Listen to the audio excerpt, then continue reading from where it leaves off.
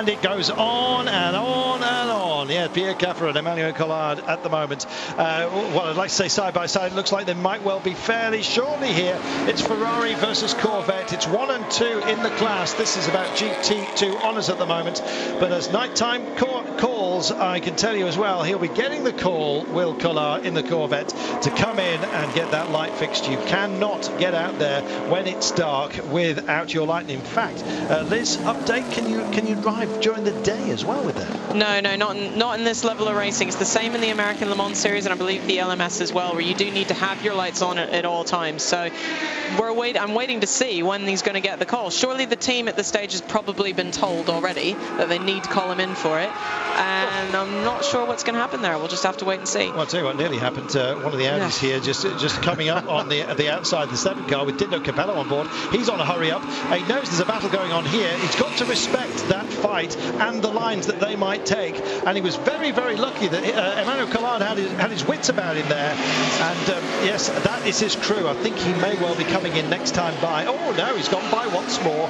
He clearly, I think, wants to get as deep into this run as possible before he comes in. And in fact, the 92 car has got the stop order right now. It's been issued to him at post 123, so come in and get yourself sorted. No, it just, in fact, car 92 has stopped at post 1, 2, 3. Carlton's getting a bit carried away. I am getting a bit carried away. That's okay. It's about this point where I walk off into the That's woods. the AF, or sorry, the JMW Vantage, yes. the Dunlop Vantage of Rob Bell and crew. Just mixing myself up with the 82 we've got a safety car. Yeah, mixing myself up out there with a number of other vehicles, unfortunately. 64 of Collard, but it wasn't him. And there is... that is Rob Bell. Rob Bell's car. Who is on board that? Who was on board? Well, that's a real shame as well. And it goes on. Let's have a look. He's in a dangerous position. And in fact, we've got the paramedics here. I think it's automatically called anyway for any incident, regardless, just to check him out. Incidentally, just going back to Nigel Mansell a little bit earlier on, we were fearful that he had severe leg injuries. In the end, it turned out that he didn't have too much of a problem, Mark. Yep, indeed. He sort of walking wounded, so it's not too bad. But what we have got now, we have just heard from Beach Dean Mansell that telemetry showed it was a slow puncture that was the core reason for his race-ending shunt. Right. So that's sad. Also, Flying Lizards we saw parked up in the garage. That Flying Lizards car is now confirmed retirement. They had a puncture on their outlap and found further mechanical issues when it came in. Game over, says dailysportscar.com. Bryce Miller it is on board the 92 car, and the safety car has been deployed, which is going to compress the field here. Now, if they've the 3 safety cars we had earlier on, which really annoyed Audi, I'm not sure how many they've picked up. This safety car looks like it's collected 3 just for now, but other cars are arriving and will be behind it before you know it. It is going to be an interesting one, this, Mark Cole, because the lead cars, 2 of them, both Peugeots, have done 96 laps. The Peugeot of Olivier Panis has done 95, and so has the Audis of Rockefeller and Trullier.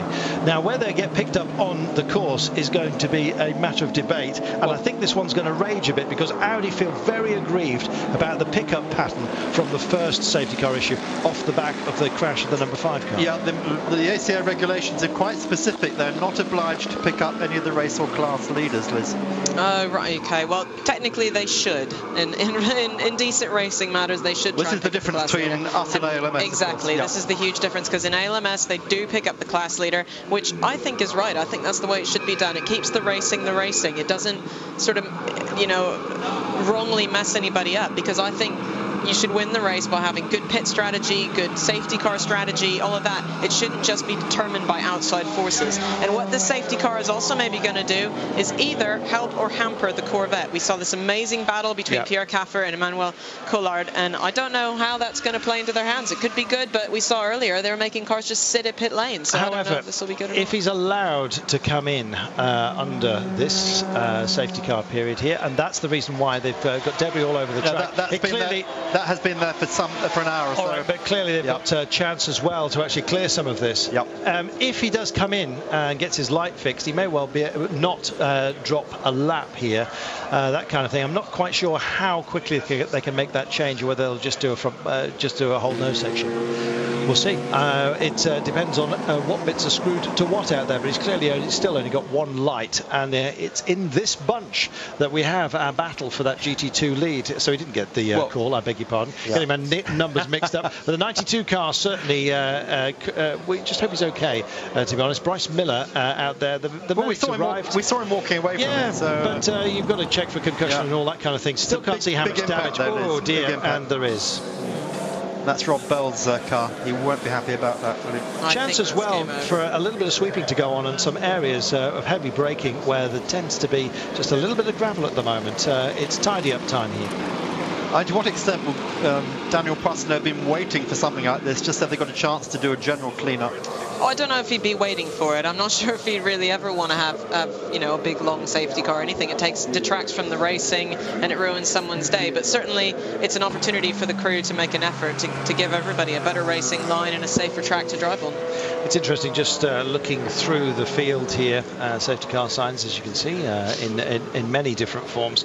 The drivers are also alerted to it instantly, and a good job too, because the last thing you want is somebody coming around a blind corner and then finding a train of cars like this. Some will take the opportunity to make that change. One airgun, two men will be doing the job. Some questions about that as well. And we have two vehicles only at the moment, just being held up, waiting to be given the get-go. There will be a drive-by here. I think that's Ruddy in one of the Audis, and it is our Ford GT as well here. The surviving, is it Romain Grosjean, I think. The last remaining Ford GT, in fact. Yes, I almost have to sort of nip myself to say that, and just double checking. But yeah, it's a real shame. We lost, of course, the GT61 car to a fire with Natasha Gashnang. Very, very lucky to get out okay. She was carrying a little bit of an injury anyway coming into this race, so she did hobble a bit, but had to throw herself across her own car because the burning car was up against the barriers, and it was the driver's side door. And if you look inside one of these vehicles, especially the GTs, they've got all kinds of bracing inside, and it's not an easy job to actually cross over that void. I propose that a fire inboard and entering the cockpit probably helps at the urgency of the situation. She got out cleanly, which is good to see.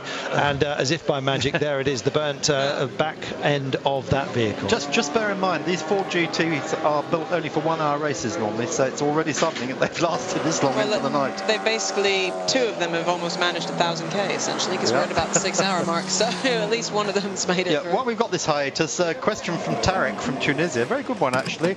He says, thank you guys, amazing coverage. Question about GT class for next year. I've heard about GT Pro and GT Am.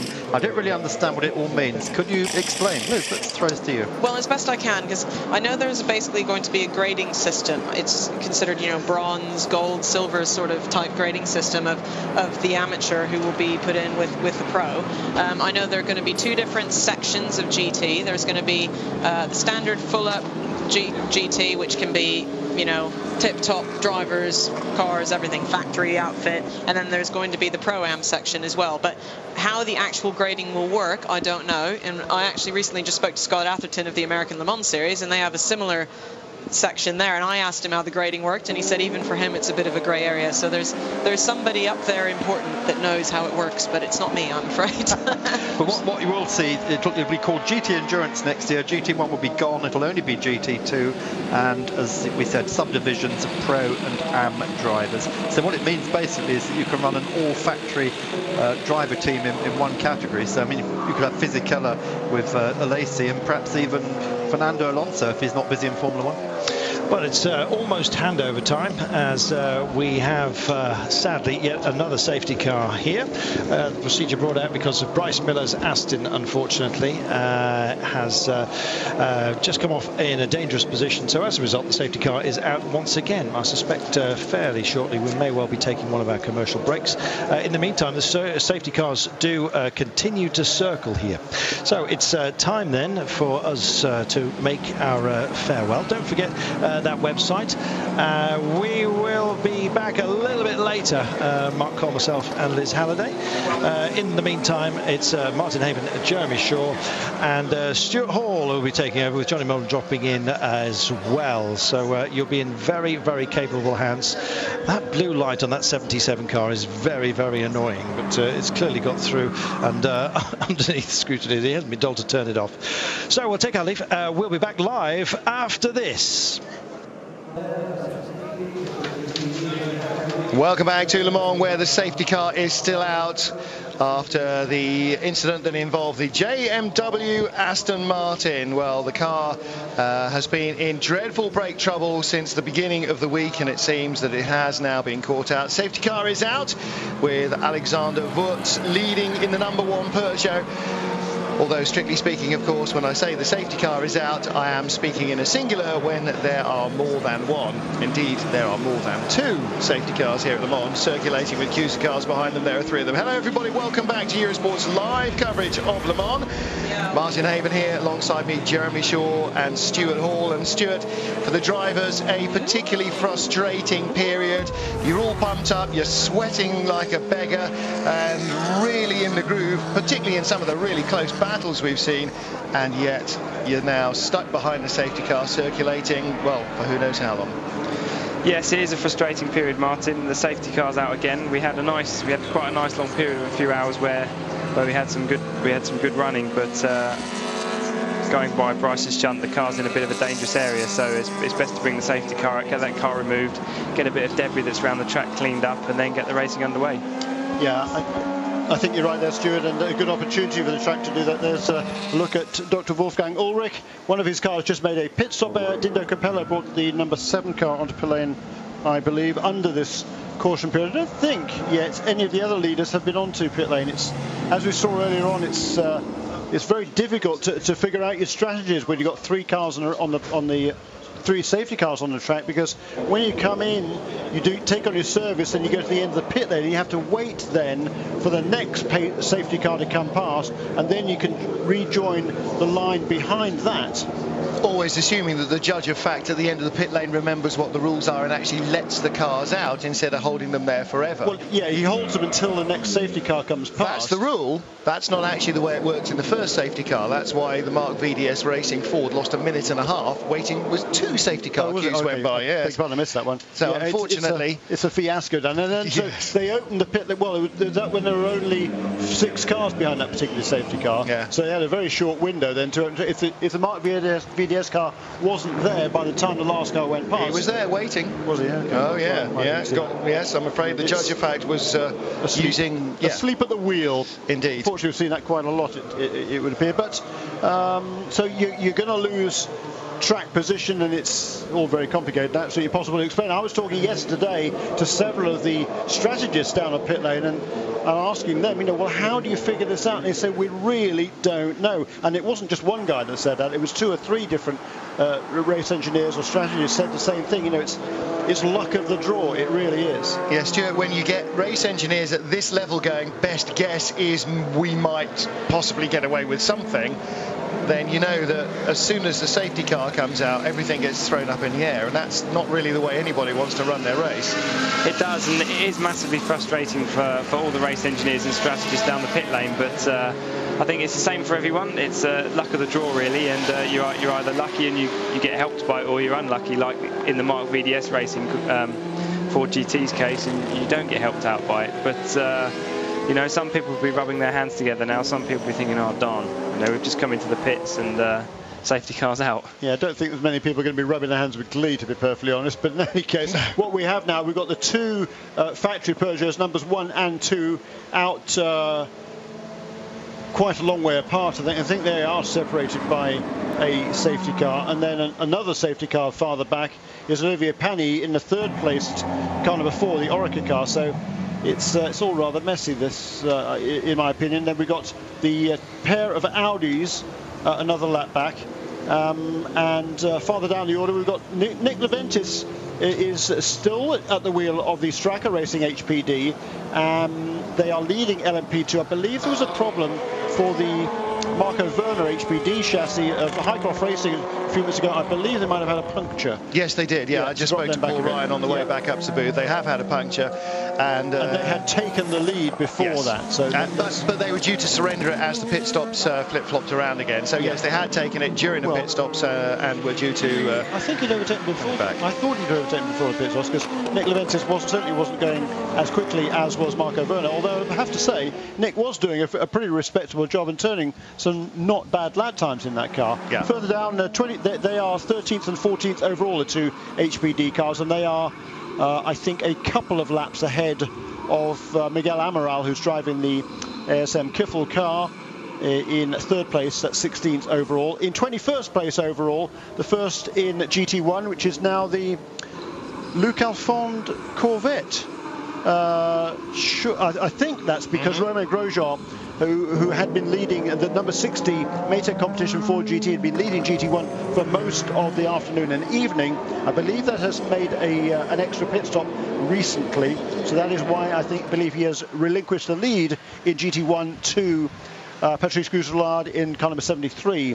Farther back in, just round out the class leaders, it is Pierre Caffer still in the 82 Risi Competizione Ferrari that leads now, I think, by a safety car length, if you get my meaning, so about 2.5 minutes, because the second place car of Oliver Gavin, unfortunately, has been held up by a safety car. So once again, the battle there has been messed up. Also news in the GT2 class, I just saw Darren Law walking back through the paddock. The Flying Lizard Porsche, Darren said that he hit a curb pretty heavily, I think, through the S's. So pretty much very early in the lap, damaged the radiator, limped it around, got it back to the pits. They changed the radiator, but unfortunately the engine had overheated, had been damaged and has been overheated, and that car has been retired. So we can scratch another one onto our list of retirements. And unfortunately, the first retirement was the Autocon car as well, and that means that has, at the very least, freed up Hugh Chamberlain to come and have a chat with us. And Hugh, first of all, let's start with the disappointing end to the Autocon race. It barely even got started, did it? Not really, did it? No. No, it wasn't very good. It was very unfortunate because we had a gearbox problem on the Wednesday, rebuilt the thing, and we had exactly the same problem today.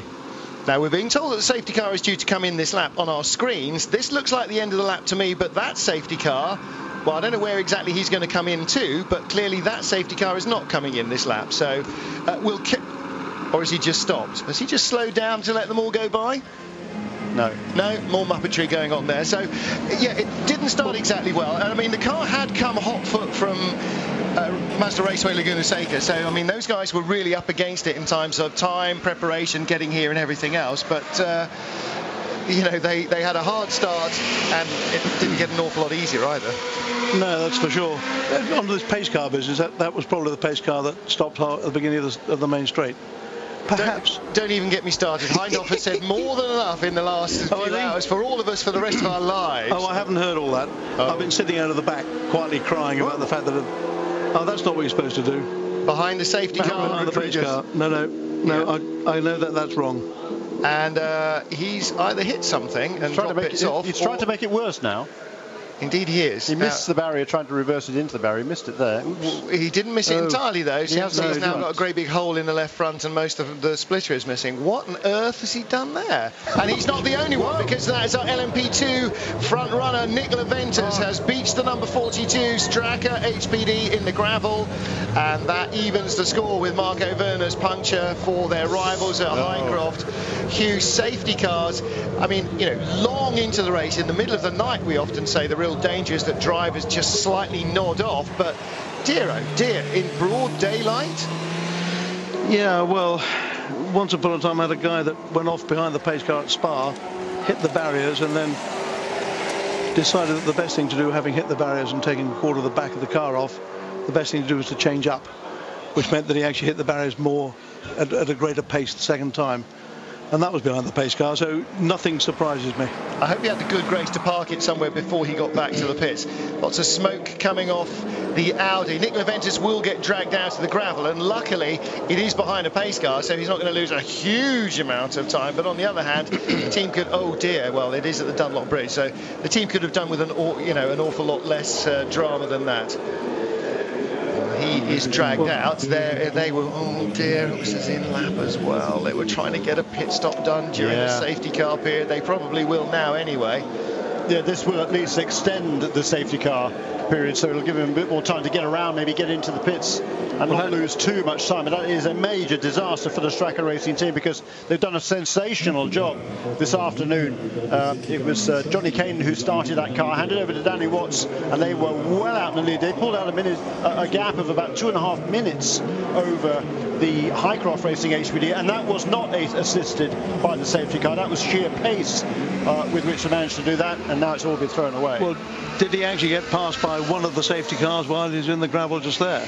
I'm sure he did at least one. Well, did he? Because that would mean he would lose a quarter of a lap or a third of a lap, but otherwise he could almost get away with it. Except, of course, the clearing up of the remains of the Audi there will slow things down again. They'll have to clear that up.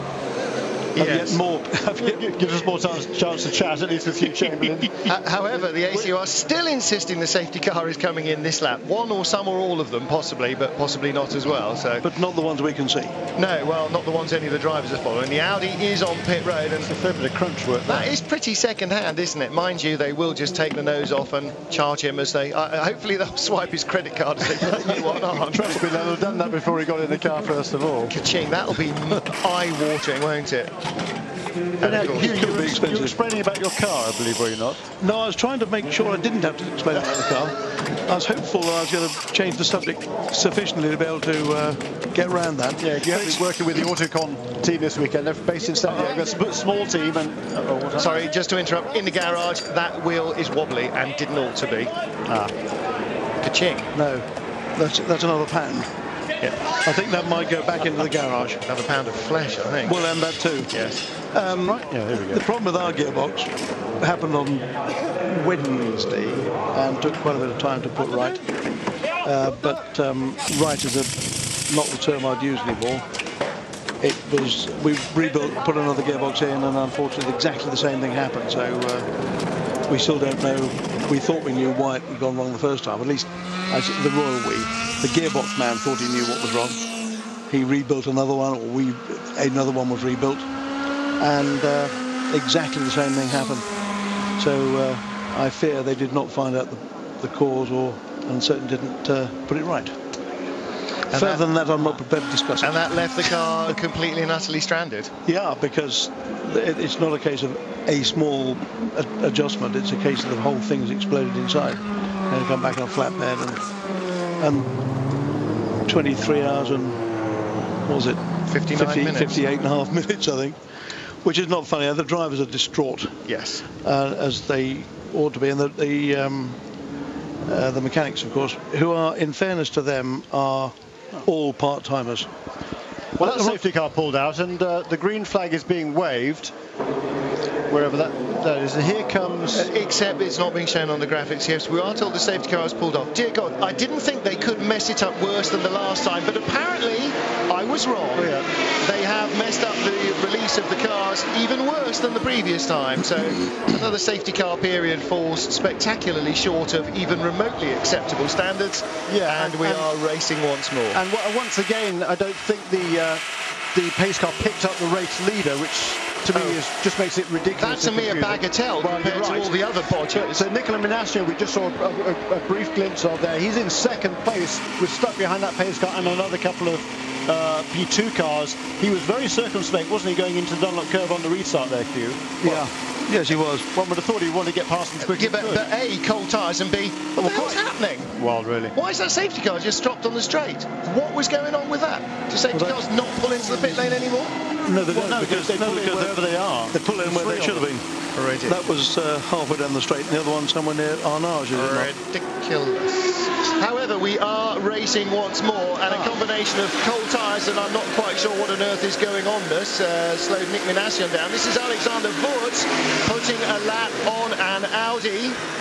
Not sure which of the Audis that was, but it can't be long before all the Audis are a lap behind and more. They are already. It's going to take, they are already, aren't they?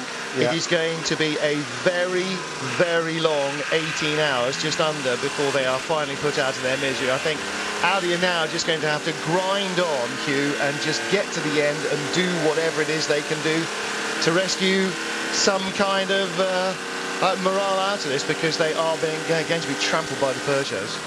They are on pace, aren't they? Yeah. I have to admit that, although I wouldn't bet against them on the race strategy over 24 hours, but certainly at the moment. They can't catch a break. They really can't. We're going to take a quick commercial break as we go green now, of course, so we'll be back in just a moment.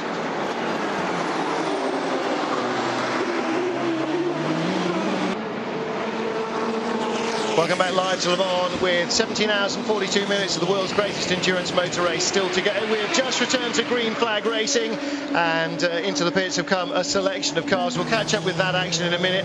Peugeot still 1, 2, 3, and the GT2 leader, no, it's not the GT2 leader, it's the other GT2 Ferrari, so we'll ignore that for a moment. On board with the number 7 Audi of Dindo Capella. It was the GT2 leader, it was Pierre Caffi, you're right, I thought it was 82 not 83. He's just stopped for regular service, and he can do that because Ollie Gavin was caught by a different separate car and was 3 minutes behind him at the line, so that's a free change there or free pit stop for Jamie. In fact, Jamie Malo's taken over from Jimmy Bruni, hasn't it? So they did a driver change and the whole lot from Pierre Caffi, so they've done the whole lot there, so they have really benefited from that. But it seems that everybody is just about losing out from the safety cars. Yeah, and now they're on their second rotation now at Risi Competizione with Jimmy Bruni getting behind the wheel. Also, we did see Nick Leventis brought the LMP2 class leading car onto pit lane also and handed over to Johnny Kane. And we are going, I think, to go down to the pit lane and find out from Nick Leventis exactly what's happened. As you say, Johnny Kane is in the car at the moment. The car is back up to speed and still being shown as the leader in the LMP2 category, 31 seconds over Marco Werner. So Johnny Kane back at the wheel. Let's get down to the pit lane then, catch up with Nick Leventis. He was in the car during the safety car period and ended up in the gravel at the Dunlop curve.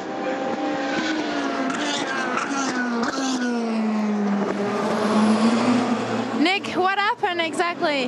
Just got caught out on cold tyres behind the safety car. The temperature's dropped quite a lot in the last half an hour, so easy mistake to make, but it hasn't cost us too much, so should be straight back in there. Yeah, you're still leading the LMP2 category. Yeah, absolutely. I think we've got the pace in the car. It's good being able to triple stint. I think we've got a good balance in the car, so we'll see how the night takes us, and hopefully we'll still be at the front in the end.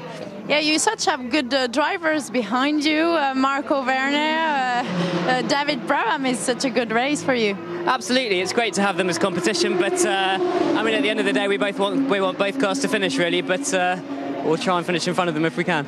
Thank you so much. Cheers, thanks.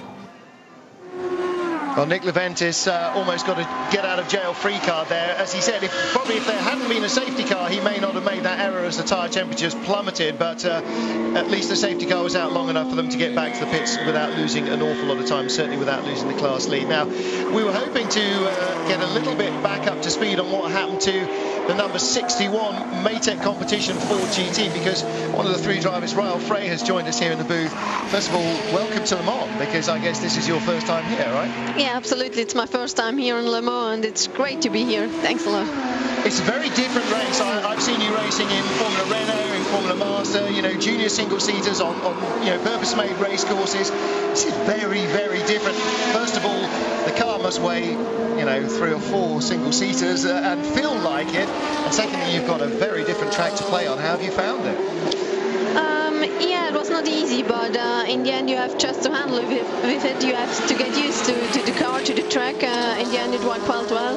We were able to improve every day, and you know, in such kind of car, especially in the GT ones, you have to be very patient because everything needs a bit longer, especially braking and direction change.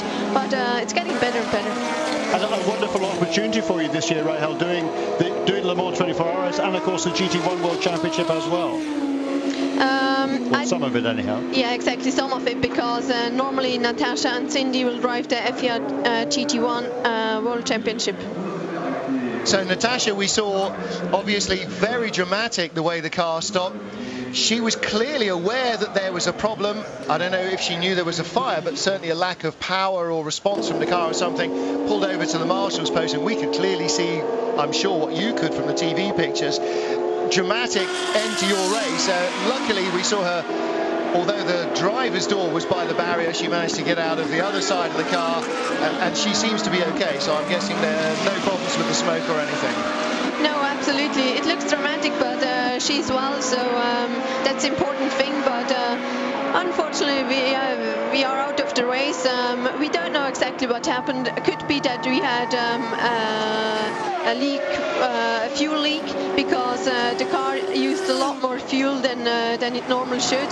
So, but the car is not back yet. We just have to see what happened. Okay, and of course, Jeremy, after a fire, there's so much melted and charred that you have to be a bit of a forensic engineer to really work out where it started.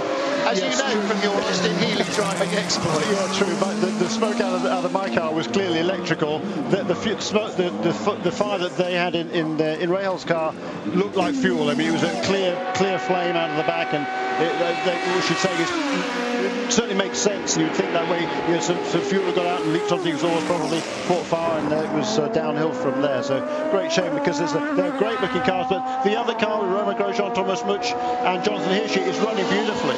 Yeah, absolutely. They are leading now the GT1 class, and yeah, it's still a long way to go, but everything went well quite now, and yeah, looking forward. Okay, so at the beginning of the year, you'd never thought about Le Mans before, presumably. You're a single-seater racer. Now you've come here, you're happy to walk away and never come back? No, absolutely not. Another one. We've got another one. Yeah, absolutely. I enjoyed every second to be here in Le Mans, and hopefully we are able to come back.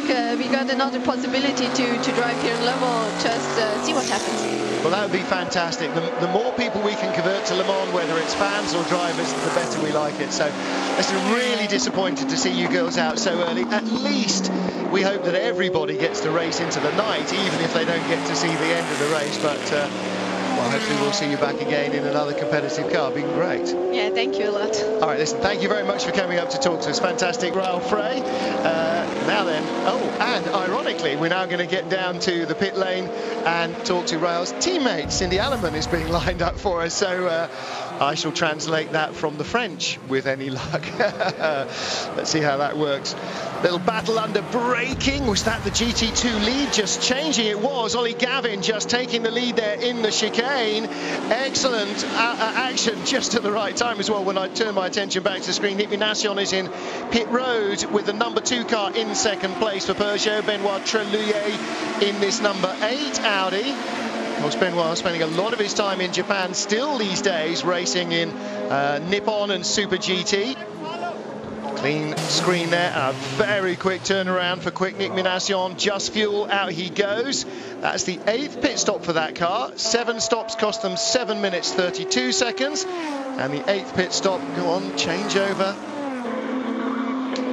No, still not happening. I was going to tell you it was about 8 minutes 20 seconds, but it's not going to tell me that. 8 minutes 29, all right, and in contrast, car number 4, the 3rd placed Peugeot, 10 minutes 51 for their 8 stops. So they've had that problem on the pit road that's just helped to drop them down. Yeah, exactly, being held up at the end of the pit lane waiting for safety car. Stymied. So that's why those figures on the total amount of time taken in pit lane is a little bit misleading. Now also we have got Alexander Wurz. We're going to let Rahel go because obviously we're having trouble finding Cindy Alleman as well. Alexander Wurz still leading in the number 1 Peugeot. And interestingly, Jeremy, not just once did they creep to 13 laps while their teammates were doing 12, but basically once they'd established what the fuel weight they were using in each stint was, they changed on to 13 lap stints, and they're still regularly banging them in. So not only are they less thirsty, they're also more quickie as well. So that's, I mean, that is the genius combination here. If you can be quick and parsimonious, then my goodness, you've really got something in hand over your teammates. And every pit stop, of course, is costing them 1 minute and 3/4, 2 minutes for fuel alone. So you know, they are saving time on the track. That even if you're circulating a second or 2 seconds a lap quicker than your teammates, you know, 2 minutes, that's 60 laps of Le Mans. That's 5 hours more to try and find that kind of gap. So they're really driving themselves into a bit of an advantage here. Yeah, but by doing an extra lap on every stint, that's going to gain them at least one, as you say, at least one pit stop as the race unfolds. And it's remarkable what those guys are doing in that number 1 car to eke out that fuel mileage when all the other front runners, all of the other Peugeots and the Audis are only doing 12 laps per stint. They are managing to eke it out to 13. So yeah, that's pretty impressive, and it's a pretty unbeatable combination.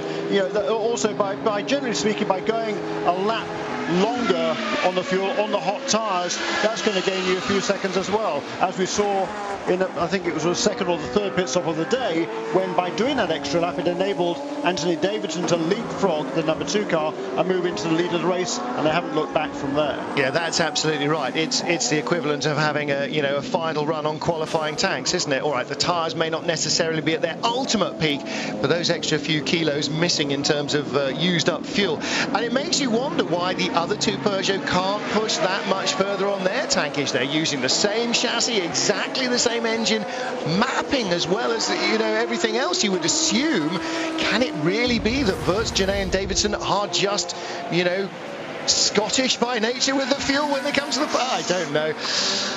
Anyway, let's get back down to the pit lane. We are going to try and get to our GT1 leader. Now, at the moment, the GT1 leaders are just in front of the GT2 class. They've been helped, actually, by the safety car bumping them up a bit. It's the number 60 Maytech Ford, so we're not going to get a chat with Cindy Alleman. But, well, who could... Let's guess. Romain Grosjean's in the car, so it won't be him. Thomas, everything is going quite well for the moment. Yes, that's right.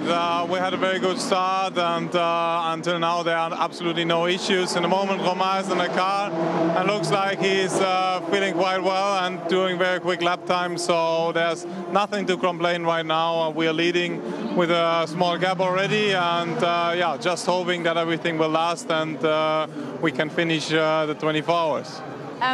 It's a hard race, it's long. How do you take some rest between your stints? At the moment, the beginning is always until the night is difficult to cool down a little bit. You just go maybe somewhere in your mobile home or in the trailer where it's dark. You try to come down a little bit, you take a massage, but you cannot sleep, or I at least cannot sleep. I maybe can sleep at 3 a.m. in the morning, then 1, 2, 3 hours, and step by step, then yeah, everybody, I think as well, the mechanics are happy when the race is then at 3 p.m. over. When are you gonna take her back in the car? Probably in half an hour. Okay, good luck. Thank you. Leading GT1, that was Thomas Mutsch, as the graphics told you, and currently Romain Grosjean at the wheel of that car, 21st place, and with a... Ooh, getting on for it. Gee, yeah, a full lap lead. Yeah, as a result of those pit stops, the other car coming in just after the resumption from the safety car. Thomas Mutsch, he plays a fairly major role in that Maytech competition team. Not only is he a driver, he's a team manager as well. Now then, we are apparently now able to collar Cindy Alleman, so in a moment she will be in, but our leader is on pit road. Alexander Wurz receiving service in the number 1 Peugeot. The race leader looks like no drama, fuel, and I think no driver change either. Here's Cindy Alleman. Cindy, we saw your car burning. What happened? We had a failure with the oil system, and it was very hot, and it started to burn, to get in fire. So Natasha had to park the car in emergency. It was not that fun. So yeah, that's it. The race is over. I'm sure it's a big deception for you, but you're gonna be back in Le Mans for sure next year, maybe? I hope so, definitely. From my point of view, I want to come back because it was a great experience. I had much fun this week. It's a little bit of a disappointment because we were there since last Sunday, and finally, after 6 hours of race, it ends up like this, so it's really frustrating, but that's racing, and we knew it before, so hope to be back next year. Yeah, Le Mans, it's a hard race, and I think this year you learn it's a hard race. I didn't understand, sorry. Yeah, Le Mans is a really hard race, and I think this year you learned it. Oh yeah, at least I learned the track, I learned the atmosphere, and I see the way it goes, you know, so it's really good. If I want to do it again next year, I will know what I'm going through. Thank you so much. All right, thank you. Ciao, ciao.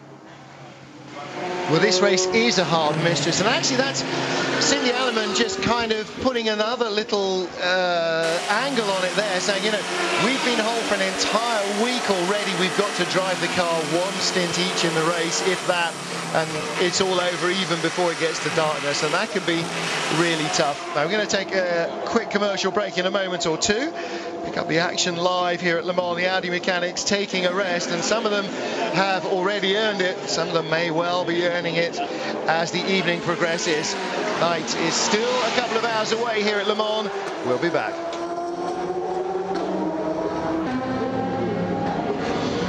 Welcome back live to Le Mans. We have 17.5 hours just under of the race remaining. It's 9:34 Central European time, 8:34 British Summer Time. Not quite sure how England are doing versus the USA, but 1-0 start. But despite dreadful ball handling, is not too bad. Meanwhile, look at this GT2 lead battle changes hands once more. Jamie Malo back in front of Ollie Gavin. Well, Jeremy Shaw, you were at Mazda Raceway Laguna Seca. I only have listened to it on the download from RadioLeMans.com. But my lord, what a GT2 battle they had there. Not just for, you know, 20 minutes or half an hour, but for 6 hours. It's going on here as well. I mean, this is door handle to door handle stuff. We've still got 18 hours of this to enjoy. Sensational, isn't it? I mean, unfortunately, the safety car seems to have messed up the battle for the lead, but thankfully they haven't messed up the battle for GT2, and that was a great pass. Wonderful stuff, as you say, back and forth. It's been this way all the way through the race. There seems to be nothing between the Corvette and the Ferrari, and are there any other cars on the lead lap? I think Magnussen's Corvette is still on the lead lap, and Fisichella's not far behind either, in fourth place. He's, if not quite a lap down. He's about a minute behind Magnussen, so you know, one pit just stop, over a lap down. So exactly. it's anything can change very quickly. Oh, in fact, he's going to drop further back because he's just come down pit road. Meanwhile, we're joined by a man that you know as Simon, that I've always called Simon. He's probably a little bit more Simon when he's here than when he's in the States. Whichever it is, bienvenue, Monsieur Pagenaud, and that's where the French has to stop. Let's try. I've been badly translating enough French interviews without having to try and conduct one as well. Thank you for having me first. First of all, delighted to see you, but really disappointed to have you up here instead of down on the track where we were hoping to see you until the end of the race. I could not agree more with you. It's a real shame. I mean, our 908 car was fantastic all weekend. Thanks to Sebastian Bourdais, put it on pole. The car was brilliant. All three cars were working really well together. I really think we had a shot at it, but unfortunately we had a failure on the car that we never had in the past, and it's one of those, you know, you gotta take it, and it's obviously a very brutal thing you have on your back, but it's something you have to get on with it and hope for the best in the future. Well, listen, talking about Mazda Raceway as well, anybody who hasn't been on YouTube is missing a 4-lap virtuoso drive. You started at the back of the field, not in a Peugeot obviously, but in your regular day job in the Highcroft car, and drove through the field in 4 magnificent laps. So one of the, I think we'll all probably agree, one of the best racing tracks there is in terms of scenery. How do the two cars compare? The Acura and the Peugeot, obviously very different concepts, very different way of driving. How easy is it to switch into, I suppose, diesel mode would be the best way to describe it when you come here? It's a good way to describe it. It's the diesel power is very different than the gasoline. When you touch a power on the gasoline car, you know, it's instant. You get the power straight away. But on the diesel engine, you touch the throttle and nothing is coming in. You've got a turbo as well, so there's a little bit of a lag. And then all of a sudden you've got a massive amount of torque, and you can see the smile on my face. It's a real pleasure because you've got a massive amount of torque, and you go very fast in the straights. I mean, the handling of the 908 is really good as well. You can brake really late. The braking is probably one of the best point of the car. But the Acura is very nimble, very easy to drive around Laguna Seca, for example, because the weight distribution is perfect. In the Peugeot, you know, it's a car that has been made for Le Mans, so straight line speed is the most important. The engine is a V12, so it's a big engine with a lot of weight at the back. That makes it very different to drive, but I really enjoy both of both cars. I tell you what, Jeremy, we've been watching the camera shots, particularly of the cars. I mean, everywhere it looks well planted, it looks quick, but through the Porsche curves, dear Lord, it's frightening almost to watch the things. They are so fast, the way they change direction. It just looks like you are glued to the road. Is that what it feels like when you're in it? It does feel that way. I mean, you go into the first right in the Porsche curve and you're thinking, okay, I really have to go in and throw my heart in it. You know, you go in 6th gear and slight touch on the brake, 5th gear, and you go back full power. The next left is flat, the second left is flat as well. Then you just lift for the long rights, just lift, no brake. It's just unbelievable. And the karting is just a lift as well, no brake. And you go through and you're not breathing because it's just unbelievable the amount of G's you have on your body. Okay, honestly, how many laps till you were flat turning into the Porsche curves? We're not flat, we're just lifting a bit. But, I mean, we're braking a little bit. But honestly, we can do it all race if we want to. It's just a matter of being precise and make sure you don't go off, you know. And of course, the other side of the coin there, Jeremy, is they're going so fast, and you are comfortably the quickest things out there, and there's all this slow traffic you've got to negotiate. So it can't be many laps, Simon, that you get a clear run through the Porsche curves, or anywhere. There aren't many laps. You get clear laps, to be honest. I was in practice and I only got one clear lap, I think, out of 3 stints. So it's very difficult to get you know, to learn the track and learn every corners flat out when you're trying to go flat out. So it's just you to adapt to any kind of situations. Now, you drove the Peugeot here last year, driving for Henri Pescarolo's team. A huge amount of development on the car since then. How does the car feel different? Absolutely, the car has improved massively. The Michelin tires have improved a lot. The car has a lot of grip, mechanical grip. I'm talking from the tires, but also the brake has improved.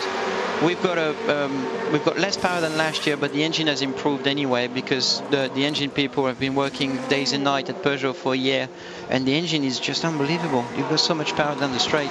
It is a great car to drive here. Are you surprised at the advantage you appear to have over the Audis? Yes, we are. We are very surprised. We thought the Audi would be a lot closer. We almost thought that the Audi would be quicker, so we were ready just in case they would be quicker. We had a different strategy, but we were quite surprised on the first stint, to be honest. I think Audi were quite surprised when they saw what you had here from the beginning. Free practice, they were getting close to what their simulators had told them would be their optimum pace. That's 325s, and you guys were down in the 321s and 22s, and oh dear. They obviously went away from here last year going, how could we got it so wrong? This year, they're saying exactly the same thing. We're going to hang on to Simon for just a few more minutes, and then he can criticise my appalling French translations. We're going to go down to join a man in the pit lane who has had very long associations with sports car racing, with Le Mans, and with a lot of other sports. He's raced on the Dakar and all sorts of off-road enduros, and of course he's a multiple Crystal Globe winner, downhill skier, Luc Alphonse. So let's catch up with him, see what he's got to say. Luc, on est content de vous voir là. On préférait vous voir dans une voiture. Happy to see you here, Luc. So it would be better to see you on the car. Oh, I've got somebody helping me now with that. Yeah. He said, I'd like to be here driving as well, but very happy to be here with the team, of course. Corvettes are still on the track, so we've got a few problems with the car, with the engine. And Luc not driving, of course, because he had a major accident last year. So hopefully we've still got a chance to be on the podium. We're first and third in the class, in the GT1 category. So still 17 hours to go. A lot of things can happen.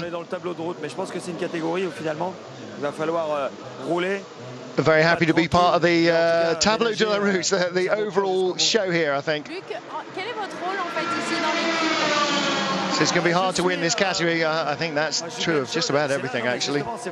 J'ai du mal un peu à me situer parce qu'on a un vrai team manager, on a des vrais mécanos, on a un vrai chef de voiture, on a des vrais ingénieurs. He said, my job here is a combination of team manager, he's already got a team manager and mechanics and everything, so I guess he's the spiritual head then. Ce qui est déjà aussi pas mal.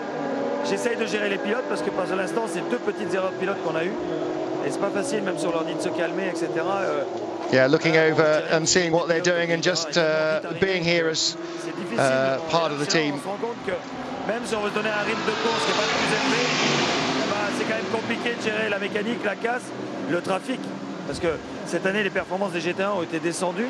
Donc on est avec les GT2. Saying this year the performance level in GT1 has dropped. C'est compliqué à rester sur la piste. But still, it's difficult when you're out on the track and stay out on the track. Je parle aux enfants parce que ça fait déjà 2 touchettes. Are you going to be able to give them any advice? So yeah, trying to give them some advice. Okay, well, very hard to listen when somebody else is trying to translate it into English in your ear as well. So Simon, finally, obviously, still 75% of the Peugeot team running and running first, second and third. We've been noticing that the number 1 car, though, has now gone from a 12-lap fuel stint onto a 13-lap fuel stint, and they can consistently do that, whereas the other 2 cars can't. What were you expecting to be able to do on fuel in your team? Were you expecting to do 12 or maybe to stretch to 13? We were able to do 13 if we wanted to. I mean, the way Sebastian drives especially is very good on the fuel mileage. I'm also I can drive quite good on with good fuel mileage as well. So we knew Pedro is excellent driver as well. So we knew we could do it. But to be honest, I'm really surprised with the number 1 car and the pace they have. It's absolutely amazing to see what they're doing right now. It's an incredible balance, isn't it? To be the fastest and to go furthest on the same amount of fuel really requires a very distinct driving style. And obviously that's something you have to practice a lot in American Le Mans Series races. The timing of the races largely is designed to be very difficult for fuel windows for everybody. So you have to often get a bit of fuel saving going on. So that helps with that strategy as well. Yes, you get to learn that in the USA with the safety cars and all those kind of things in America, which is great racing. I really enjoy it over there. You get to learn how to save fuel, how to save some other things as well, tires and things like that. So it really helps in Le Mans. When you could do 1 more lap in Le Mans, it's a big lap, it's 13k. So an Audi almost went off there. So you can see that Alexander is making a big gap because of that, and you know, he's an old dog. He knows what he's doing, and I really enjoy being his teammate and you know, learning from those guys. Well, listen, so sorry not to be able to enjoy you throwing the Peugeot around here as we have watched so often you in the Acura. Thank you very much. That was a big moment there, wasn't it, for Mike Rockenfeller? He doesn't need to be binning another Audi. I think he's done enough of that already. And that is a battle for position going on there, by the way, for 4th and 5th, best in class, let's say, of the Audis. Yeah, best in the other diesel class. Right. Yeah, I mean, we're really breaking this down to try and make it look good for everybody else, aren't we? My friend David Brabham going in the car. Yeah, you know him, do you? Of course, yeah, just a little bit. You share, of course, the car, that same car, that Highcroft HPD in the American Le Mans Series. He'll be racing next at Miller Motorsports Park, isn't it? Salt Lake City, yeah. So Twila, Utah. So last year he was in the Peugeot. This year you're in the Peugeot, and there you are, you know, watching him, your normal teammate. Okay, listen, Simon, thank you so much for joining us. Thanks, a pleasure, and I hope we'll get to see a lot more of you next year as well. Thank you. We're going to take, thank you very much indeed to Simon Pagenaud. Fantastic to have him come up here from the Peugeot team. We're going to take a quick commercial break in a minute or two. We need a revolving door in the back of the booth. We've got so many people lined up to, thank you very much patiently for waiting. We've got so many people lined up to talk to us. We're going to take a commercial break in a moment or two. Just to underline, Peugeot still 1, 2, 3. Despite losing 1 car, they still have a real stranglehold on this race. Alexander Wurz, last year's race winner, with Marc Gené and their new partner Anthony Davidson still leading as the battles rage in all 4 classes. Welcome back live to Le Mans, where the 2nd place car in the LMP2 category is just in front of a Titanic GT2 battle. You're looking at the red Ferrari, Jamie Malo in the 82 Risi Competizione F430, being chased by Oliver Gavin in the number 64 GM Corvette. And what he loses in the corners and under braking, Gavin makes up under straights. This battle, Jeremy Shaw, has just raged. Sensational. And about a minute or so back in 3rd place in the cars is Jan Magnussen in the second of the Corvettes, but he is turning laps faster than the qualifying pole in his class. Absolutely amazing. And this GT2 battle, we knew it was going to be a feature of this event, and one of the cars we were hoping was going to be part of that battle, and indeed was part of the battle, was the number 80 Flying Lizard Porsche. Unfortunately, that car is out of the race. Darren Law was at the wheel when the car went out. Darren, you've been very kind enough to join us here and wait an awful long time here. You've been so patient. Thank you so much. What happened? Thanks for having me, guys. Yeah, it's, you know, it was just one of those things. I had a bit of lockup and slid off, which is normally not a big deal, but when I came back on track, I hit the backside of a curb, and it did some damage underneath the car, and it basically put us out. So the Flying Lizard guys, they do such a great job, and you know, it's just been a tough run here at Le Mans for them. Yeah, I mean, you know, the Lizards have won here at Le Mans before. You've won, what, 4, I think, isn't it? GT2 championships in the American Le Mans. 2 championships in American Le Mans series. In a row. Yeah, 2 in a row. And, and you know, but you know, since that win here, things have just not gone right your way. Actually, they were on the podium the first year they came in 05. Oh, great race here. Here comes Gav. He's got the inside line. Oh, wrong chicane. No, he's got the outside line. Trying to put an outside move on. Yeah. See, now, but how much fun is it to be part of this sensational era now of GT2 racing down? Yeah, you know, I mean, we, at least in the U.S., as well as over here, I mean, for us, that is the racing, GT2. It's the biggest class, the most competitive in American Le Mans, and as you're watching TV here, it's just great. I'm happy to be here, just watch it here if I'm not. Well, I was going to say, actually, isn't it just a little bit frustrating that you can't it is still very, yeah, it's very frustrating. Deep inside it, yeah. It's very frustrating, and you know, I'm watching times, you know, be it rubber being put down or whatever, but they're almost a second under pole. It's unbelievable how fast those guys are running and pushing. Now, you got out of the car, what, about an hour or so ago? How were the track conditions? Actually, they were fairly good. Like I said, it was gaining grip, and you know, as it cools down, the motors are going to run well. There wasn't a ton of debris. You have to be careful and not get off line too far, but there was a lot of grip. It was good. Now, last year was your first experience here at Le Mans. Yeah. You'd won the Daytona 24 Hours, which was a heck of an experience. I know you were so excited about coming here to Le Mans. Yeah, it was. You know, I look back on it this year.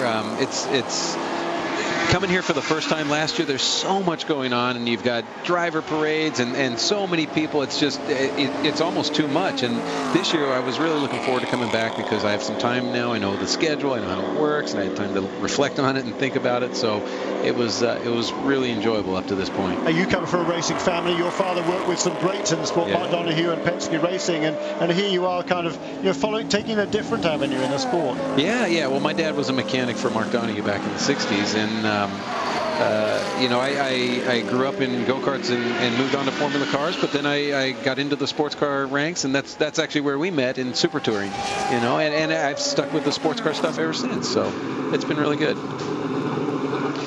What about the growth of GT2? Obviously, Corvette took a fairly major decision last year that GT1 was withering on the vine, and they've jumped in. Yeah. We've got the BMW we're looking at now, which of course you're also familiar with from the American Le Mans series. They're racing a slightly different spec version, but basically it looks outwardly the same. Yeah. And of course, for BMW, that's a return to American Le Mans, because 11 years ago when the series started with Tom Milner's PTG group, they were there then with the 6-cylinder motors. They also turned up with a V8 and won a championship, 6 or 7 years ago. So there's more variety. We've got the Aston Martins here as well. We've got, all right, the Spiker you don't get in the States, but variety. So Porsche's heart, I mean, Porsche's kind of class, if you like, over the years here at Le Mans is very much the focus of an awful lot of manufacturer involvement, and that's got to spur on the Porsche teams as much as anyone else. It does, and actually we really welcome everyone coming in. You know, for a while there it was Porsche dominating, which is great. We love that. But right when you're a Porsche racer. But I mean, it really makes the class having all the different manufacturers in, and the competition is really up the bar for everybody. So it's been great, and I think it's the best racing. Oliver Gavin is looking to make a pass down the inside, going into the first chicane on the Mulsanne straight, and this time he gets it done. He's positioned himself perfectly, got in the toe there. How much of a draft, how much of a slipstream do you get in these cars? It makes it, well, you know, a lot of the tracks in the States, we don't feel a lot of the draft, but here for sure we do. We're in 6th gear for our cars for so long. We go up several kilometers an hour as we come down the straight just in the draft. And while we're watching the number 64 Corvette try to fend off Jamie Mellor going into the second chicane. Are they going to? Yeah, he's done it. They are, aren't they? So switch again. Fantastic stuff. Meanwhile, Jan Magnussen, the last 3 laps in a row have been faster each time, and he's now almost a whole second faster than anybody went in qualifying. Absolutely stunning performance by Jan Magnussen. First of all, to get 3 clear laps in a row, to do 3 fastest laps in succession is amazing in itself, and the speed he's going is fantastic as well. Here we are side by side now down into Mulsanne Corner. That's not really a place you think about making a move, is it? No, it's tough. You're coming in there so hard. It's easy to lock up there. Well, you're looking at 2 drivers who started their careers in very competitive single-seaters. They seem to have neglected the roof and the windshield in front of them, because they are back in Formula 3 or whatever days, and just we said at the beginning of the race, as we do so often, that it's like a Formula Ford 10-lapper, and they forget there's 23 3/4 hours left to go after that, and these guys are still at it exactly the same way. Even as the Peugeot goes past, they're not blinking because they don't want to lose their place. Talking of blink, you know, we could see the Peugeot there flashing his lights as he came up behind those 2 cars. Yeah, what is it like? I mean, you're going down there, down the straights at 290 clicks or whatever it is, and you're looking in the mirrors, and, you know, how much do you see the faster cars behind you? You know, the Peugeots and the Audis, it's not a big deal. They're so fast and they go by so quick. You know, as long as you see it, yeah, they'll get by quickly. It's the LMP2 and the other cars that really don't have much straightaway, and it makes it tough.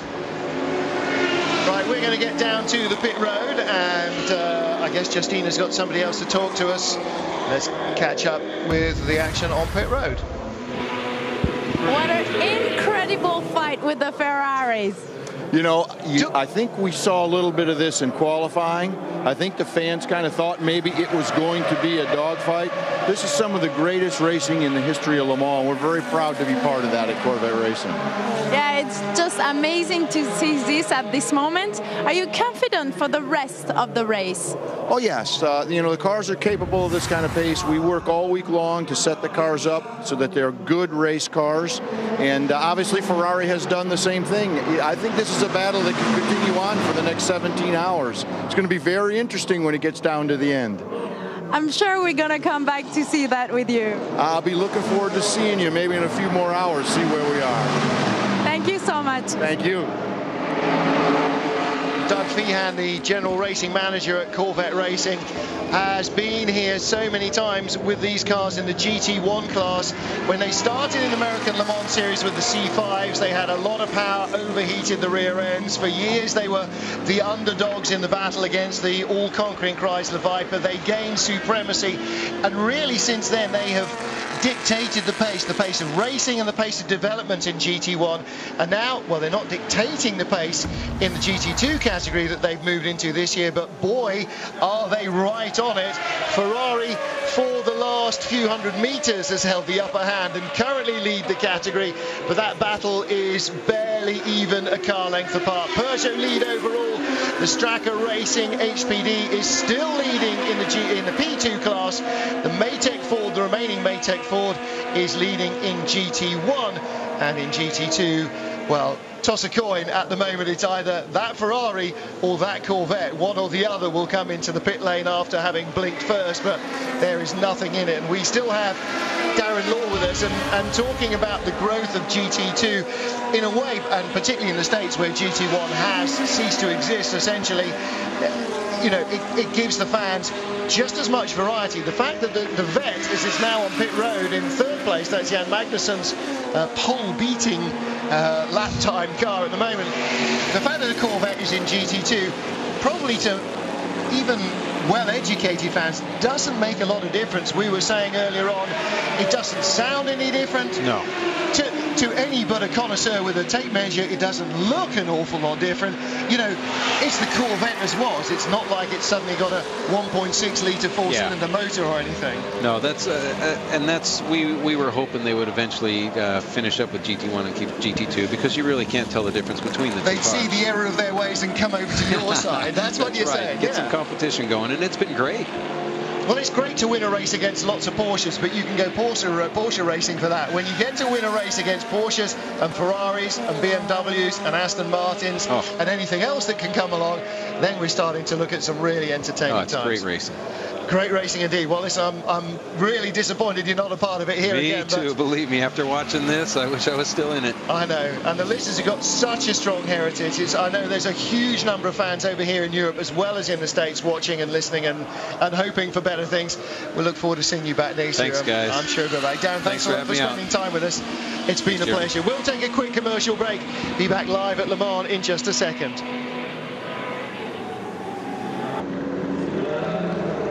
Welcome back live to Le Mans as you see the number 12 Lola coming off pit road. Marco Andretti at the wheel, continuing our American theme of the last several minutes. Onto pit road comes the car that is currently by inches second in the GT2 class.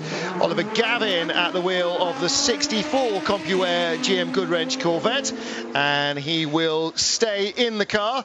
That means Jamie Malo goes at least a lap longer on fuel. He now owes us a stop, and that was a quick turnaround from the Pratt & Miller boys. Jeremy Shaw, exactly as we're used to seeing. Yeah, that was a very quick stop there by, as you said, the Pratt & Miller guys. It's a class organisation all around. They are super well organised. They very rarely make mistakes. And if you were able to watch the race at Sebring, the Sebring 12 hours back in March, you'll have seen a very rare occurrence when the two Corvettes ran into each other in the pit lane, which was basically unthinkable, but it did happen, and they are absolutely bound and determined that there won't be any mess-ups like that here at Le Mans. But while we're continuing the US string here, we've got yet another guest who's been waiting back here for quite a long time. His name is Craig Hampson.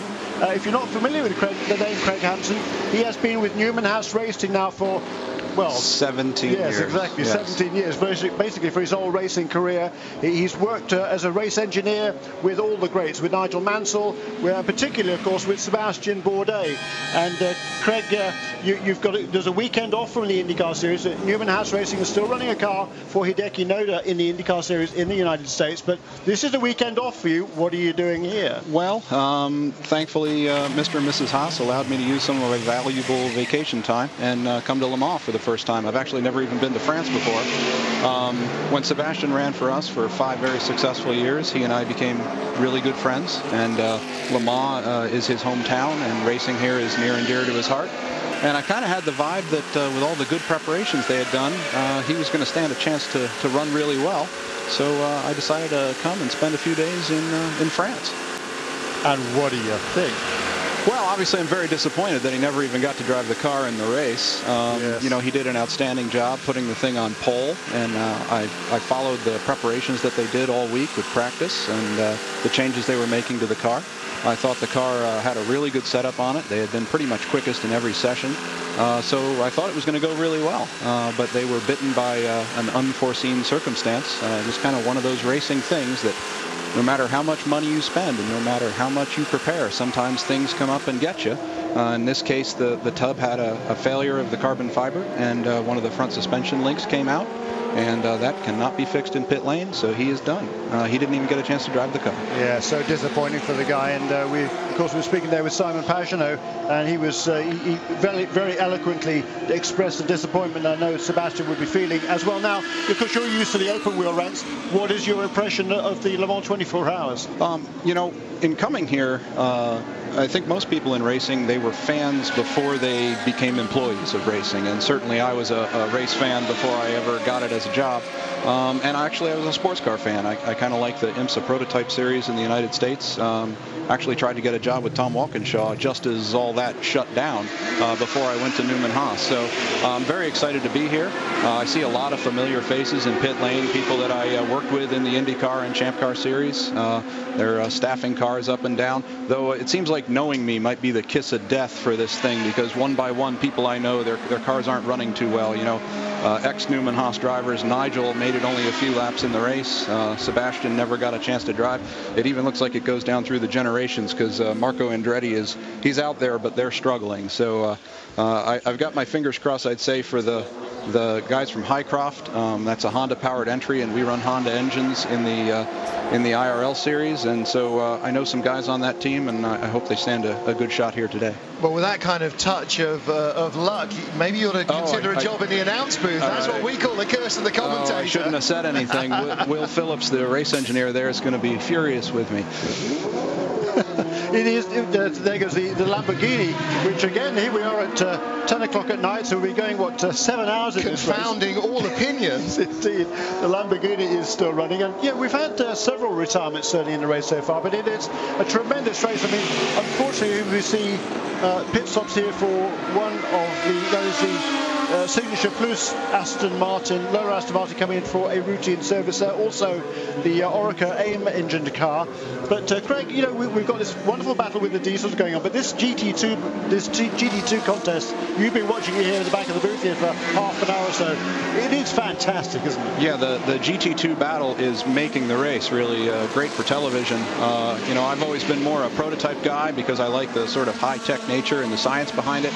But in terms of pure entertainment, you cannot beat what the Risi guys and the Corvette guys are doing.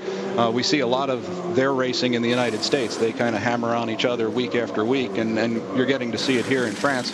I have a feeling the third place Corvette might want to just keep an eye on all of this, because if those two guys keep doing that, there may end up in a heap somewhere, and third place will be looking pretty strong. Now, you're an engineer. I mean, right now the IndyCar series, it's a one-make thing. There's not a lot of, doesn't give you an awful lot of a scope as an engineer. And here you are looking at the prototypes here, all the variety up and down the pit lane. Yeah, Newman Haas Racing, we feel like we're an engineering-driven organization. We have a lot of engineers, and we have a lot of input in how the team is run. We believe in competition. We really think there should be multiple engine manufacturers. We think there should be multiple makes of chassis, and you should write a good rule book and then let us do our thing and try and exploit the rule book the best we can. I'm not a big fan of spec racing, and I don't think it's terribly successful when you try and do it.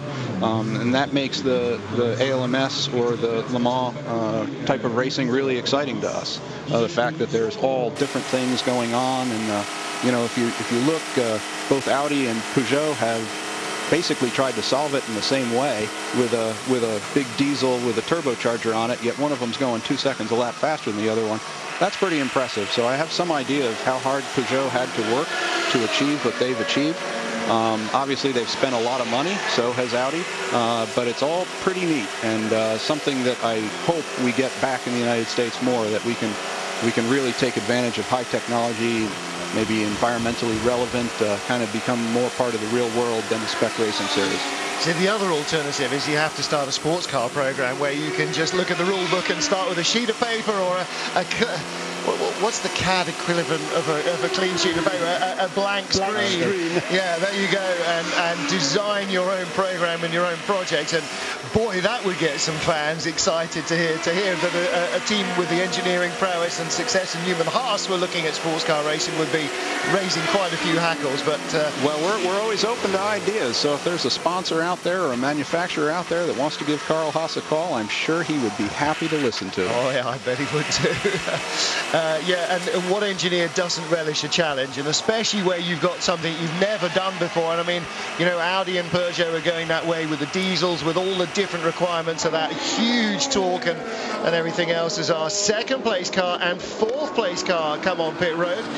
Nick Minassian in second place, minute and 35 behind race leader Alexander Wurz, and in fourth position Benoit Treluyer, who is a lap off the lead. All three Audis are at least a lap off the lead. In fact, the number 9 Audi Now 2 laps off the number 7 Audi, 3 laps off the lead after its incident earlier on. And both of these cars are onto pit lane this time around. Both the Audi and the Peugeot managed to stretch their fuel to 13 laps, which is the first time I think they've done that in the race so far. Okay, I wonder if we're starting to see slightly cooler ambient temperatures and maybe a slightly denser charge, just giving them a bit more power while being able to lean off the map. Or maybe finally the number 2 team have decided if the number 1 car are going to continually put in 13 lap stints, we absolutely have to step in line with that and not hope for a break in our direction. And there was another great view there of just the fact that just 2 mechanics are allowed to go over the wall, so if they go across the line to work on the car, to service the car,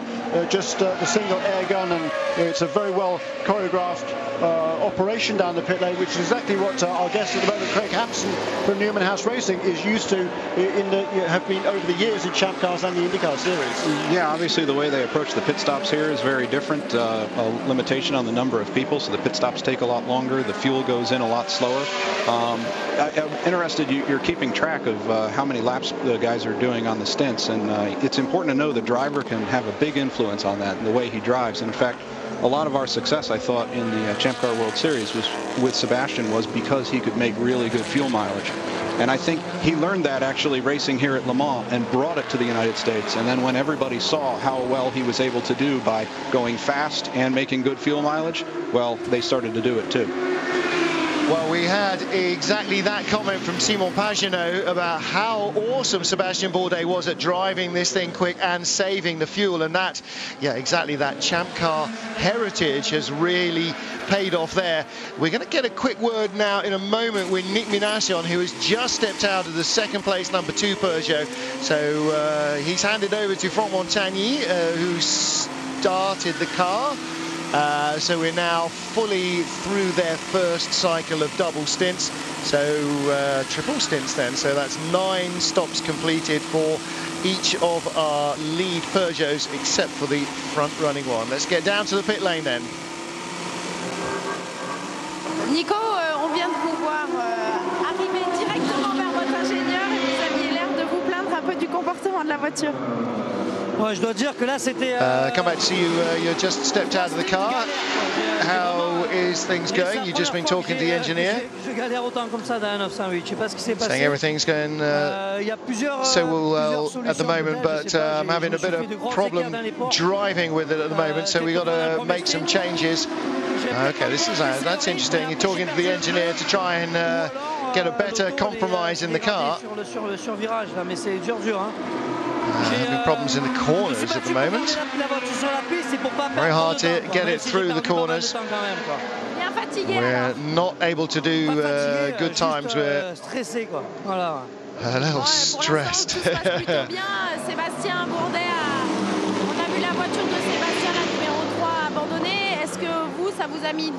Now the 3 car of Sebastian has retired. Is it going to be a problem for you?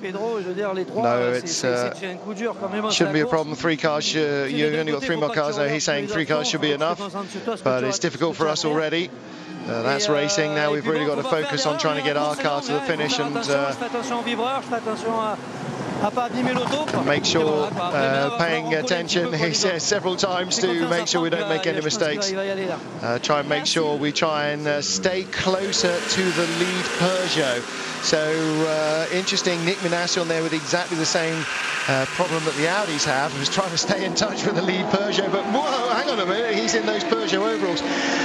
And Jeremy, you know, you've been counting the laps over the last, that's our GT2 leader in. Yes, Jamie Malo is in for service. So Oliver Gavin, who was some way behind him after stopping, 3 laps ago, should now be right on his tail. Or, well, Jamie Malo's down and gone. Gav comes through the Ford chicane. I'm sure that was him in that shot briefly. Let's listen.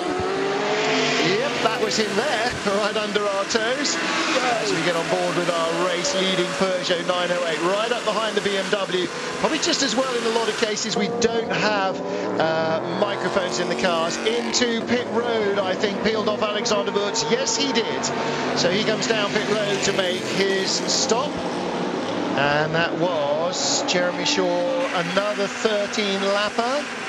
I think 1:17. I think it was interesting that Manassian was talking about having trouble with the handling of the car. And usually when the car, say, has a lot of understeer or is difficult to drive, you can't focus on making mileage. And so we're noticing that the #1 car is going further on each stint. The cars are identical, so that doesn't make a ton of sense, except that one car is obviously handling better than the other.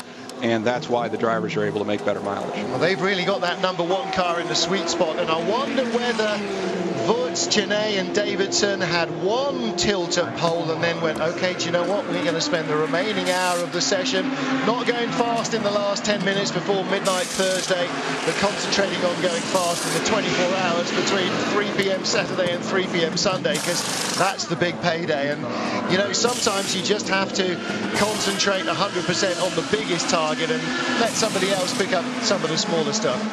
And it's great to watch the way they orchestrate these pit stops. There's only 2 people allowed to go past that line at any one time, but if you'll notice there, it's this is a longer stop. A problem there with the right front wheel on the change of that Peugeot. Okay, now the gun's not going on. There it is. Alexander Wurz has vacated his seat. Marc Genet goes back out.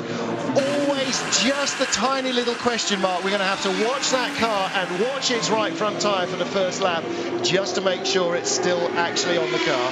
What I was going to say though, that there's only 2 people at any one time over the wall, but there's 4 or 5 people who are juggling around involved. There. Yes, exactly.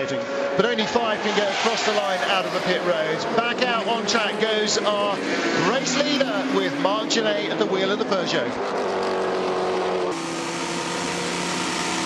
Welcome back live to Le Mans as we head into the evening. It is 10:17, 10:18 now here, Central European time, 9:18 in the UK.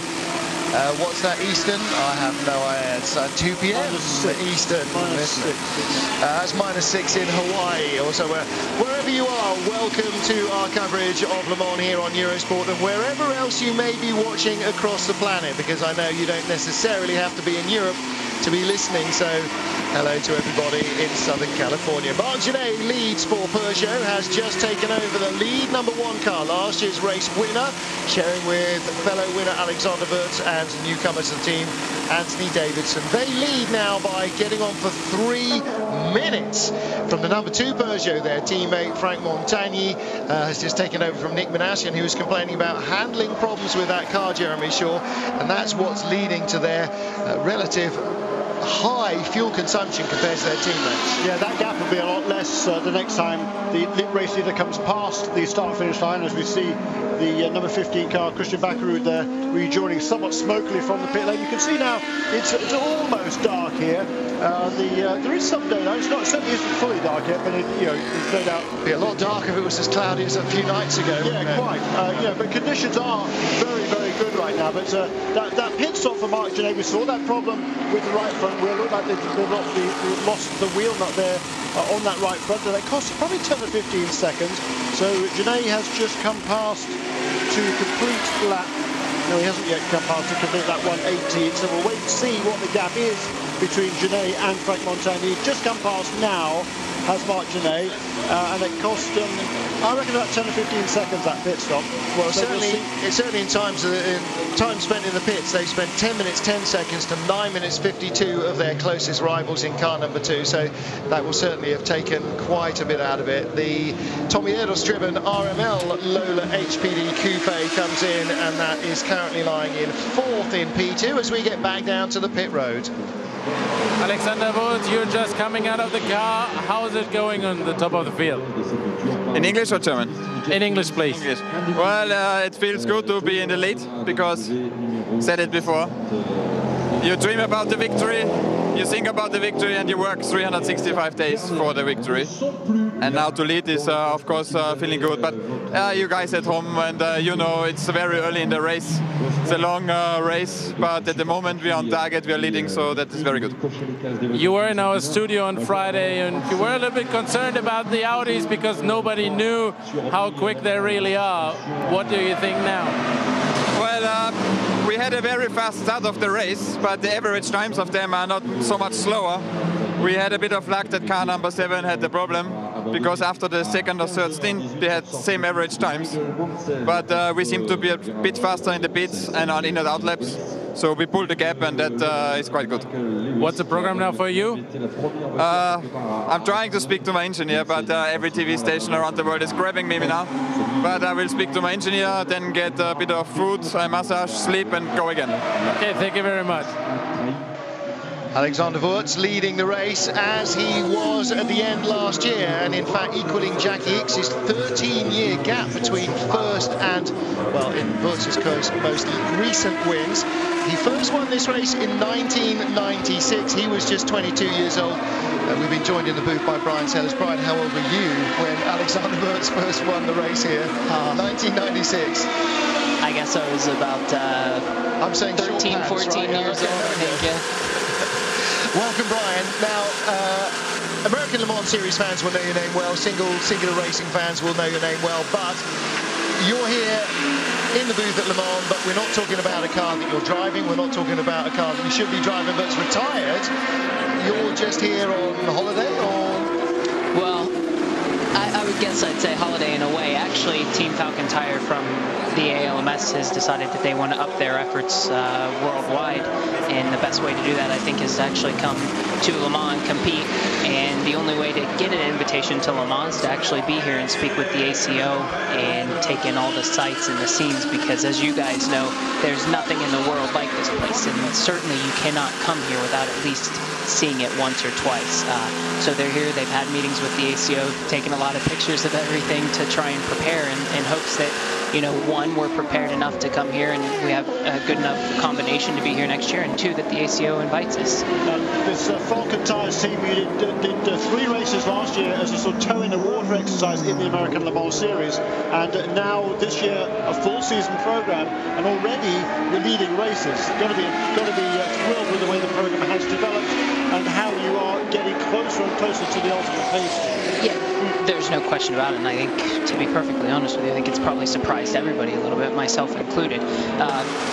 Good surprises are certainly always better than bad surprises, but they've worked extremely hard in the off-season. They've taken a lot of information that they've gained over the years in Japanese GT and been able to apply that to our program a little bit. But as you know, in ALMS we're in a Porsche, and there's nothing quite like building a tire for a Porsche, so it's created a whole other set of issues that we weren't really prepared for and now are beginning to deal with as time goes on. Now you've driven several GT cars over the last 3 years. This is probably the first full season program, really.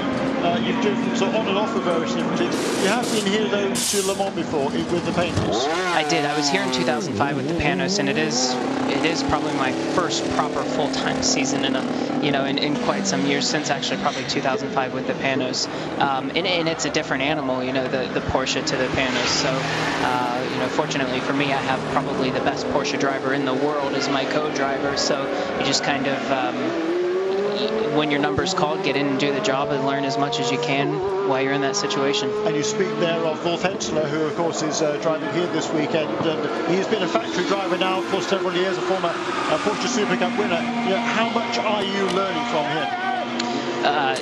Actually, you learn tons and tons from him. He's very, very good technically. He has a lot of information that he's gained over the years with Porsche.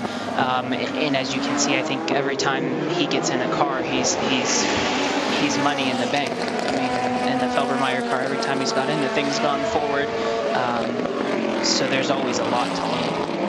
We're looking here at Alan Simonson just rejoining in the Hankook Ferrari, and this has become quite a signature of tyre companies who are starting to develop their brand awareness, their brand image globally via marketing. I mean, Dunlop have done it for many years, Michelin for many years, and Hankook and your own brand, Falcon Tyres, using motorsport to give, well, first of all, public awareness, secondly, huge amount of engineering data and feedback. I mean, it's a research and development program like none other, trying to race car tyres around anywhere, and particularly around a track like this. And that, again, all brings us back to exactly why Le Mans started, which was to prove cars, to prove that they were reliable, to prove that they'd work, and for motor manufacturers to try and convince people that things were worth buying. And you know, from the front of the field to the back, you can pretty much look at almost any car and say that is still going on, and very much the case with Falken Tire. You know, it's about image,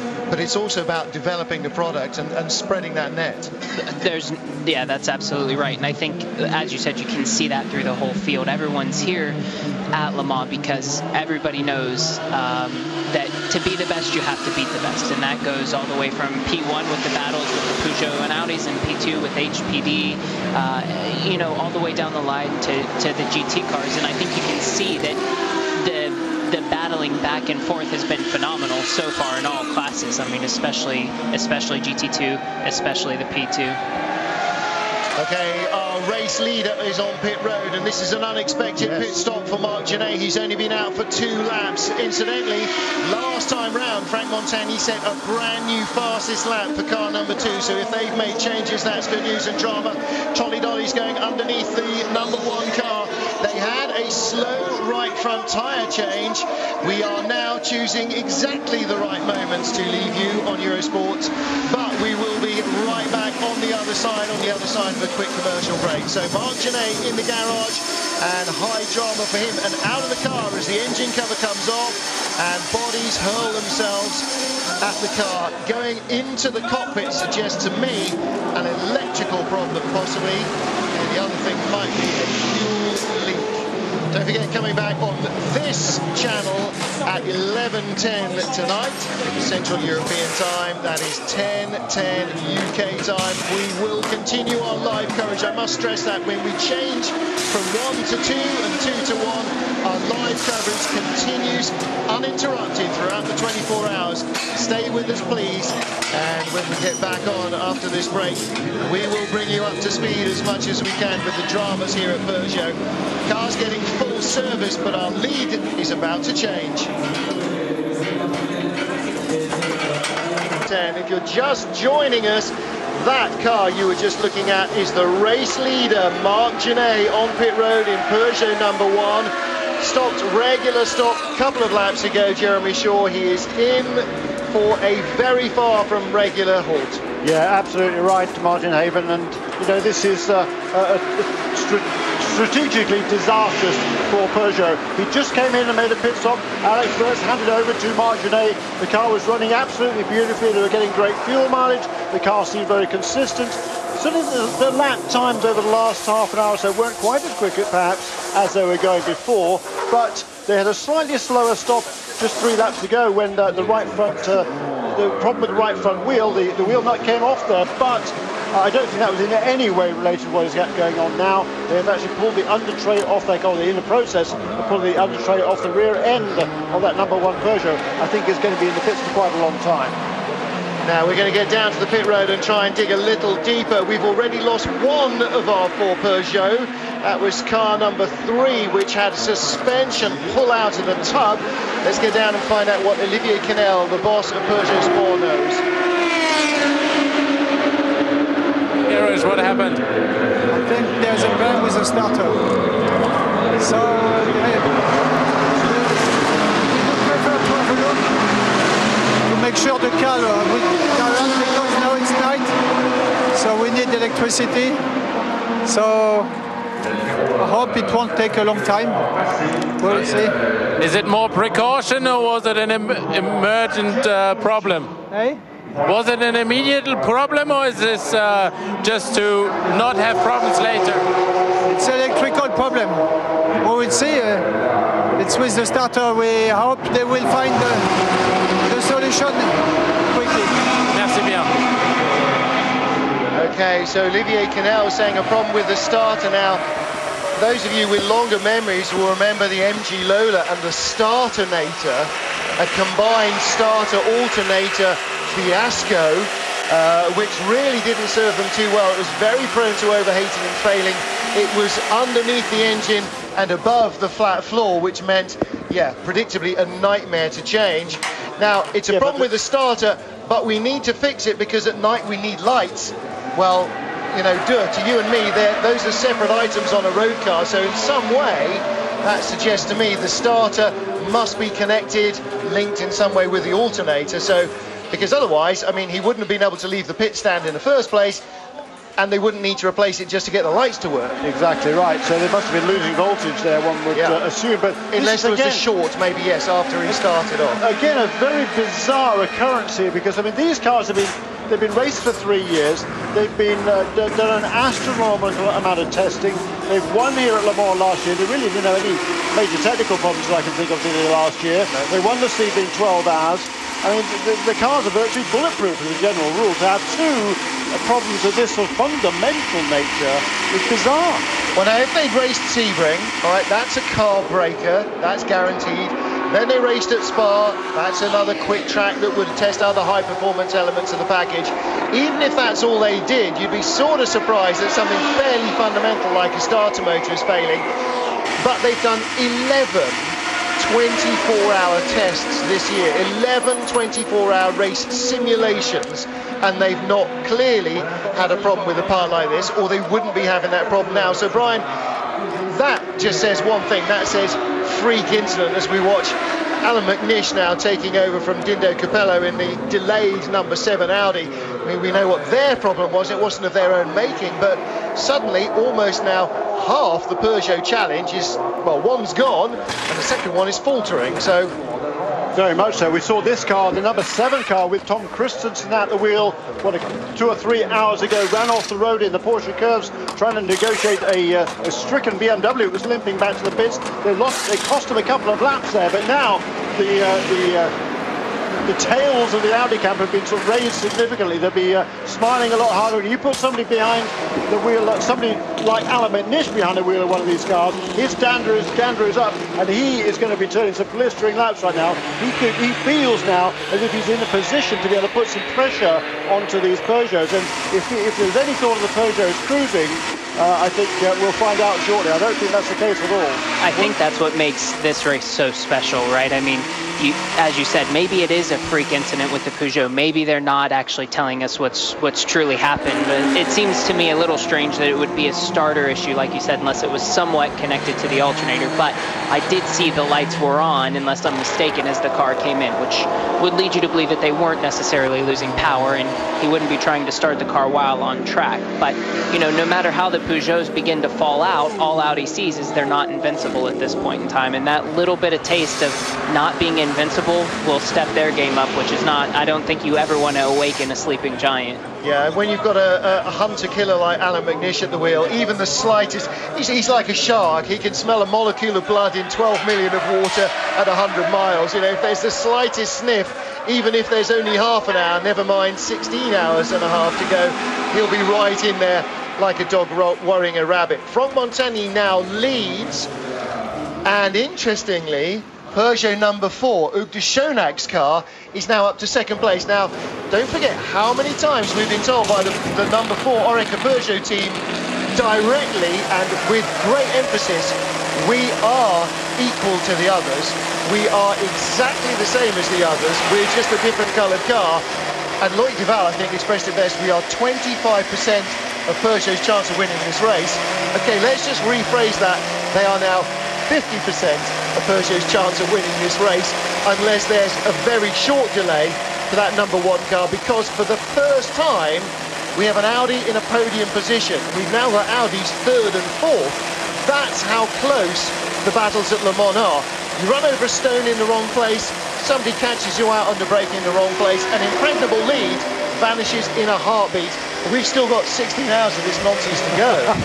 You're absolutely right, Martin. And, you know, we've still got the Peugeots 1 and 2, yes. And there is that, not only that one Audi in 3rd place, which is only about a minute or so, I believe, behind Olivier Panis in 2nd place. And Panis himself is about a minute and a little bit behind Franck Montagny, who leads. But Mike Rockenfeller is right on the tail of the number 8 and the number 9 Audis. Pretty much nose to tail at the moment.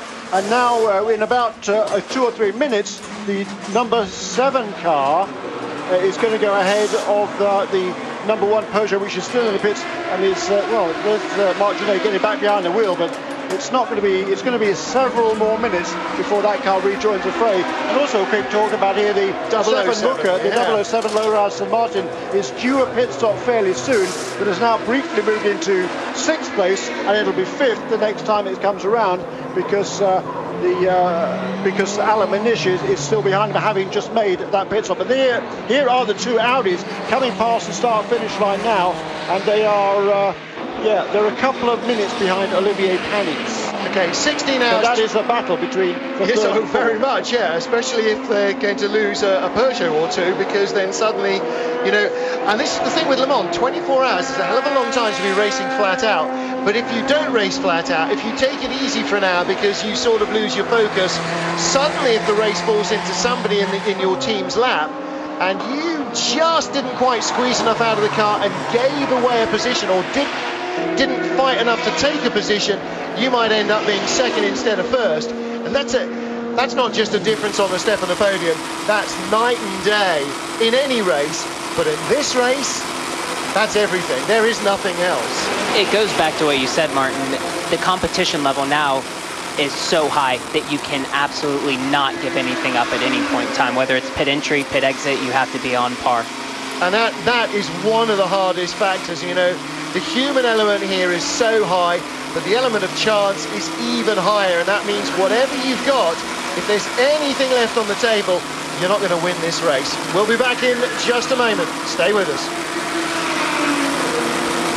Live to Le Mans, darkness now really starting to fall. We're on board, well, 20 minutes ago I would have said with our race leader. Right now the car in 6th position, Peugeot number 1, driven by Marc Genet.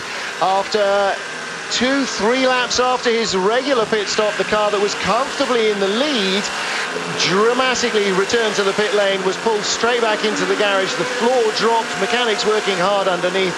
Jeremy Shaw, Olivier Canel, the boss of Peugeot Sport, told us it was a starter motor issue. Whether that translated well from the French to his English, I'm not sure, but it was some kind of electrical issue they needed to solve so they didn't run out of lights and power. Yeah, I think the alternator there or something that they changed on that car. There's a 13-minute pit stop for those Peugeot guys. I mean, there's a whole swarm of them in the garage there. They clearly knew what they were doing there, so you know, there was a kind of it wasn't a planned change, but they knew exactly how. They've obviously rehearsed at some stage how to change everything. As we see Racing Lola Coupe rejoining as well after pits for a little while later. Well, it's had umpteen problems. In fact, that was not a bad stop for them. It's had regular stops for about the last couple of hours. But it was a 13-minute pit stop, I reckon. It's cost them just over 3 laps, the car number 1. So they're now back in 7th place, as you said, and they will probably move up to 6th when Stefan Lucke brings the 007 Aston Martin into the pit lane fairly soon. In fact, that was exactly 13 minutes and 41 seconds. They'd spent 10:10 in the pits before. I did notice that and thought that might be a useful fact, so there you go. GT2 lead has just changed hands again. Oliver Gavin at some stage there obviously out-braking Jamie Malo, so the Corvette now has the lead over the Ferrari. We didn't see it, and Jan Magnussen in 3rd place as down pit road comes the second, the AF Corsa car. No. Stop interrupting them, Heinrich. You're not on your radio now. Jamie Malo in 2nd place, the Risi Competizione Ferrari. And we still have 6 cars on the lead lap in GT2 after all this amount of time. So that's fairly remarkable how that battle is still waging. 3 of them Porsches as well, and Brian Sellers is with us here, Falcon Porsche driver in the US. Hello, leaping into Peugeot driver change. 82 going into the garage. 82 is going into the garage. Jamie Malo in the garage. This is the car that's in 2nd place. Olivier Panis taking it over. 11 minutes 48 they have spent in the pits before this stop. Remember that, those of you with a pen and pencil sort of a nature. Full driver change and lots of work going on. And I have to say, it's pretty uncommon to see the 82 car roll into the garage. I mean, I think now they're at this point in time an endurance race giant. I think they've won the last 6 endurance races straight. So it's pretty shocking to see that car roll back into the garage. Well, they had trouble with Tracy Krone's car early on, and they're having trouble now with the car that's battling for the lead at GT2. Let's get down to Audi and Dindo Capello. You just came out of the car. You had the stint with the night falling on Le Mans. Is it difficult out there? No, it was quite okay. Probably I changed the tire probably one stint too early just to check. And the first few laps in my third stint I was struggling a little bit, and then suddenly the grip came and everything was fine. The car is good, no big issue. Just when I made the driver change from Tom, I had a very huge vibration in the first two stints. I had no radio. It was really not easy to be out of the track because I had no information. I could not focus even the braking board because the vibration was so high. And finally, in the third stint, we changed the tire, and then everything was back to normal. But the first two stints after driver change was very, very difficult. And what's the program? The car number 9 is coming in. Apart from the problems you had with your car, the rest is going quite smoothly. I think so. I was in the car in the last 3 hours. I really didn't know. I don't know what happened on the track. I just heard that one of the Peugeot had a problem, but I still even didn't see the screen. I don't know the ranking at the moment. Okay, thank you very much. Bye. Ciao. Well, interesting times for Dindo Capello and the Audi team. His car, of course, car number 7, is in 6th position, with Peugeot still 1st and 2nd, but Audi's 3rd and 4th as Mike Rockenfeller departs the pit apron. Nick Lapierre 2nd for Oreca has just left the pits as well. Franck Montagny in the number 1 factory Peugeot Turtle Sport number 2 car, in fact, in 1st place. So half the Peugeot challenge blunted, or a quarter of it already gone, and the number 1 car delayed. And well, of course, the electrics on a modern car, road car or race car, control just about everything from the working with the power steering, with all the sensors, with the electronic gear shift and everything else. So if you do start running your battery flat, then you start running into trouble, Brian Sellers, with basically almost every function apart from and including the injection system on the motor presumably starting to malfunction. Absolutely, there's no question. If we just go back to Dindo Capello's interview for a moment, he mentioned that they changed tires. They went to stickers for his 3rd stint, which would give me the impression that he was truly planning on actually leaving those tires on and beginning to triple stint the tires yet this night.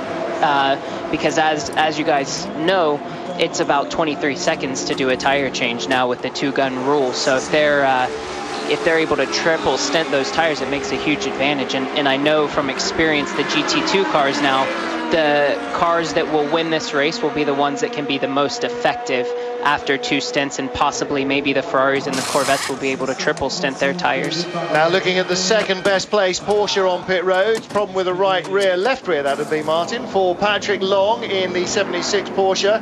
Currently our GT2 leader is Oliver Gavin in the 64 Corvette. 82 still in 2nd place despite being stationary in the garage. Jan Magnussen in the 63 Corvette in 3rd and coming on fast. He'll take over, he has taken over 2nd place as he goes across the line in GT2, which means that Richard Leitz will be in 3rd place in the 77 Porsche in just a moment. That is the first of the Felbermayr Proton Porsches. Tony Vilander will go up to 4th in GT2, Patrick Pilet up to 5th, unless within a lap or so the Risi Competizione Ferrari gets back out on track. And it doesn't look extremely likely right now. I take that back. I was just going to say Melo had walked away from the car and taken his gear off. Well, he is now, isn't he? And he walked back to look like he was going to get in the cockpit and decided differently. So it looks like it could be a significant stop. Also on pit road, the remaining BMW M3. This is the 78 car, Jörg Muller at the wheel. Dirk Muller, Dirk Werner, Andy Prio's art car has already retired. This car had a little issue earlier on as well, but so far Charlie Lamb and the Schnitzer boys appear to be trying to beat it into submission and keep the darn thing out of the pits and on the racetrack. Yeah, this car running in 8th place in GT2. We said we had 6 cars on the lead lap in that category. Well, that's certainly going to change very, very quickly indeed, because the number 82 Risi Competizione Ferrari is already, I think, not quite yet, but yeah, it's now fallen a lap behind the leader, and also with that pit stop for the number 76 car, that's also fallen a lap behind as well. However, Oliver Gavin has a pit stop to give, so to speak. But right now, the gap between the two Corvettes, which are the last time around, once again, the fastest cars on track in GT2, separated by just over 1 minute. I'm not sure Gavin does owe us a pit stop. He's done 7, Magnussen has done 7, Richard Leitz has done 7, Tony Vilander, Patrick Pilet and Alan Simonson in their Porsches and Ferraris done 7. The only cars that have done 8 are Jamie Malo, who came in unexpectedly, so I think we may be on as even. Olivier Planeta, you're getting into the car now. It's a tough battle out there. Yes, it's a great GT category. The car are good. The Ferrari were very quick, but it's still a long way to go. We have still 17 hours to do, so it's just the beginning. How do you set your mind before going in such a fight in an endurance race? Well, you know, you have experience through the years, and it's my 15th Le Mans, so every year it's new, but you always have the backup experience, so you try to do your best. I have a very good Corvette, a very good teammate, and hopefully it's not going to rain, or if it's rainy, I hope it stays rainy, and we'll see. But still, like I said, it's still a long way to go. In between the Corvette and the Ferrari, where are the big differences? Where do you have an advantage? Well, it's very difficult to say it, because when you look lap time, it was 1/10, 2/10 on the 4-minute lap, so it's super close. Okay, thank you. Thank you. It is super close. And as with any kind of sporting arena of Brian Sellers, excellence always has a habit of rising to the top, and we're looking at some of the best racing teams in the field in this GT2 category, to take nothing away from Peugeot or Audi or the prototype drivers and their cars. Certainly when you look at the Pratt & Miller team, you look at Risi Competizione, those guys are the best at doing what they do, and they've shown us that with some titanic battles for the first third of this race. No question, and I have to say, from watching that interview, Beretta didn't seem that worried. He had a little bit of an air of confidence about him, about how good their car was, knew that the Ferrari was close, but didn't seem in the least bit threatened by that Ferrari being there. And I think that's, you know, what you said, perfection rises to the top, and although Corvette has faltered in some of the earlier races of the season, I can promise you they won't falter in the one that matters the most. Doug Feehan would have kept those guys in line from everything that's happened, and they certainly won't make a mistake again. As usual, Jeremy Shaw is right and I am wrong. Jan Magnussen comes in for his 8th pit stop of the race, which means that Oliver Gavin does owe us one, maybe in a lap or so. Don't bother making a note, John Hindhaugh. He's always right and I'm always wrong. I'm telling you. Yeah, no, I know. So Oliver Gavin continues to lead. Jan Magnussen and Oliver Gavin in the 2 CompuWare Corvettes were the only cars on the lead lap in GT2. This is our 3rd place car overall now, despite 4 Peugeots running away at the start at 1/3 distance, give or take 6 minutes. Benoit Trellier lies 3rd ahead of teammate Mike Rockenfeller by about a car's length at some places on the track. As he rejoins the track, he goes out still, I believe, well, 3rd.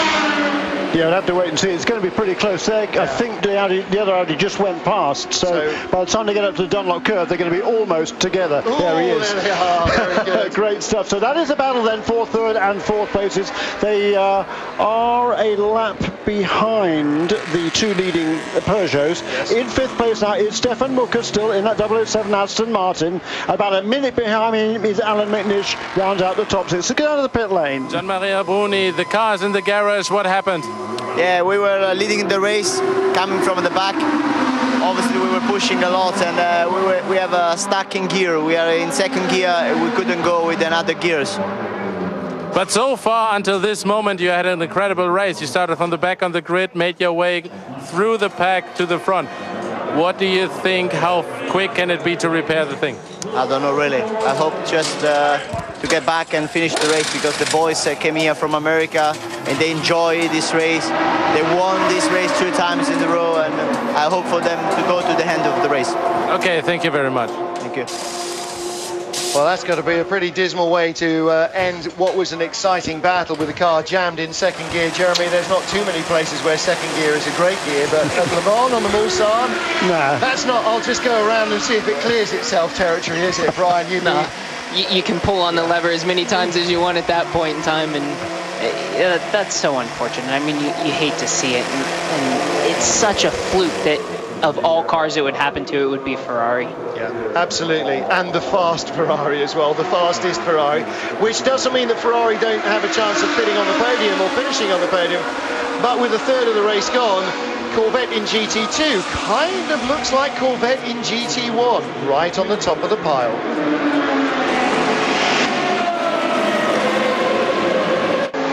Welcome back live to Le Mans, where Peugeot lead. If you've been away watching England, I don't know who led that one to the end, but I'm sure it was a thriller. Franck Montagny leads for Peugeot from Nicolas Lapierre. However, that's not quite the whole story, because early on this evening it was Peugeot 1, 2, 3, 4, and the reigning champions, Alexander Wurz and Marc Genet, with new teammate Alistair Davidson, looked like they were running away with it, but they have had a problem. The number 3 car has retired after an unexpected suspension failure, and we are now down to a 2.5 Peugeot team, with Audi now up to 3rd and 4th. This is our former GT2 leader as well, Ricci Competizione Ferrari, fastest in qualifying, got dropped to the back of the grid for unfortunately fitting a slightly wrong size gurney on Thursday after setting the time on Wednesday. They've been battling all the way through with Oliver Gavin and the crew in the 64 Corvette, but now Corvette looking 1st and 2nd, and you wouldn't think from looking at some of those Peugeot mechanics that they're still 1-2. Jeremy Shaw, you'd think that maybe they were being handed it on a plate instead of Audi, which is the way that it seemed to be for the first third of the race so far. Yeah, the complexion of this race has changed dramatically with those problems. With the number 3 car went out quite some time ago, of course, but that problem for Marc Genet in the number 1 car has dropped them down to 7th place. Franck Montagny has just made another pit stop, so he leads by, well, we'll have to wait and see until they come past the starting lineup one more time, but it's number 4 car, the Oreca Peugeot in 2nd place, then the 2 Audis, number 8 and number 9, Bernard Trellier at the wheel of car number 8, and Mike Rockenfeller driving car number 9. Those two are separated by not very much at all, about 4 seconds last time around. In 5th place and just onto pit lane as we speak is the 007 Aston Martin with Stefan Mucker currently at the wheel. Then is Alan McNish, and about almost 2 minutes behind Alan McNish in 7th place currently is Marc Genet in that recovering number 1 Peugeot. In LMP2, it's still Stracker Racing. Johnny Kane has stretched the lead out again over David Braben in the Highcroft HPD. Those 2 cars clearly the class of the field in LMP2, and thus far in the race, through the first 8 hours of this race, it's been very much the Stracker Racing car that has had that upper hand in LMP2. 2-minute gap between them, give or take a few seconds. 3rd and 4th, Guillaume Moreau currently at the wheel of the Oak Racing Pescarolo Judd, and Tommy Erdos at the wheel of the RML Lola HPD, and about 2 minutes in that battle as well. So a 2-minute gap 1st to 2nd in P2, 2-minute battle 3rd to 4th. GT2 leader on pit road there, Oliver Gavin, looked like taking over from Olivier Beretta. Jan Magnussen lies 2nd in GT2, Corvettes 1 and 2 then, and a lap ahead of Richard Lietz, now the best Porsche driver. He's in the 77 Felbermeyer Proton Porsche, that car working its way relentlessly towards the front. Tony Vilander 4th for Ferrari, 5th Patrick Pilet in the IMSA Matmut Porsche, and 6th Ferrari's Alan Simonson. That's the Hankook Porsche, and again that's having a very below the radar, no problems, clear run, which leaves us with GT1 with 1/3 of the race gone and 16 hours remaining. Thomas Much leading in the 4GT for Maytech. 2nd is the, oh my word, long way down, Stefan Gregoire, driven currently 72 Alphon Aventure Corvette, and the Celine in 3rd place currently with Julien Canal at the helm. That is our rough roundup of the positions. If you want to know exactly who's where, lemans.org, Le Mans all one word, .org. You'll find the live timing and scoring there to follow it on the website.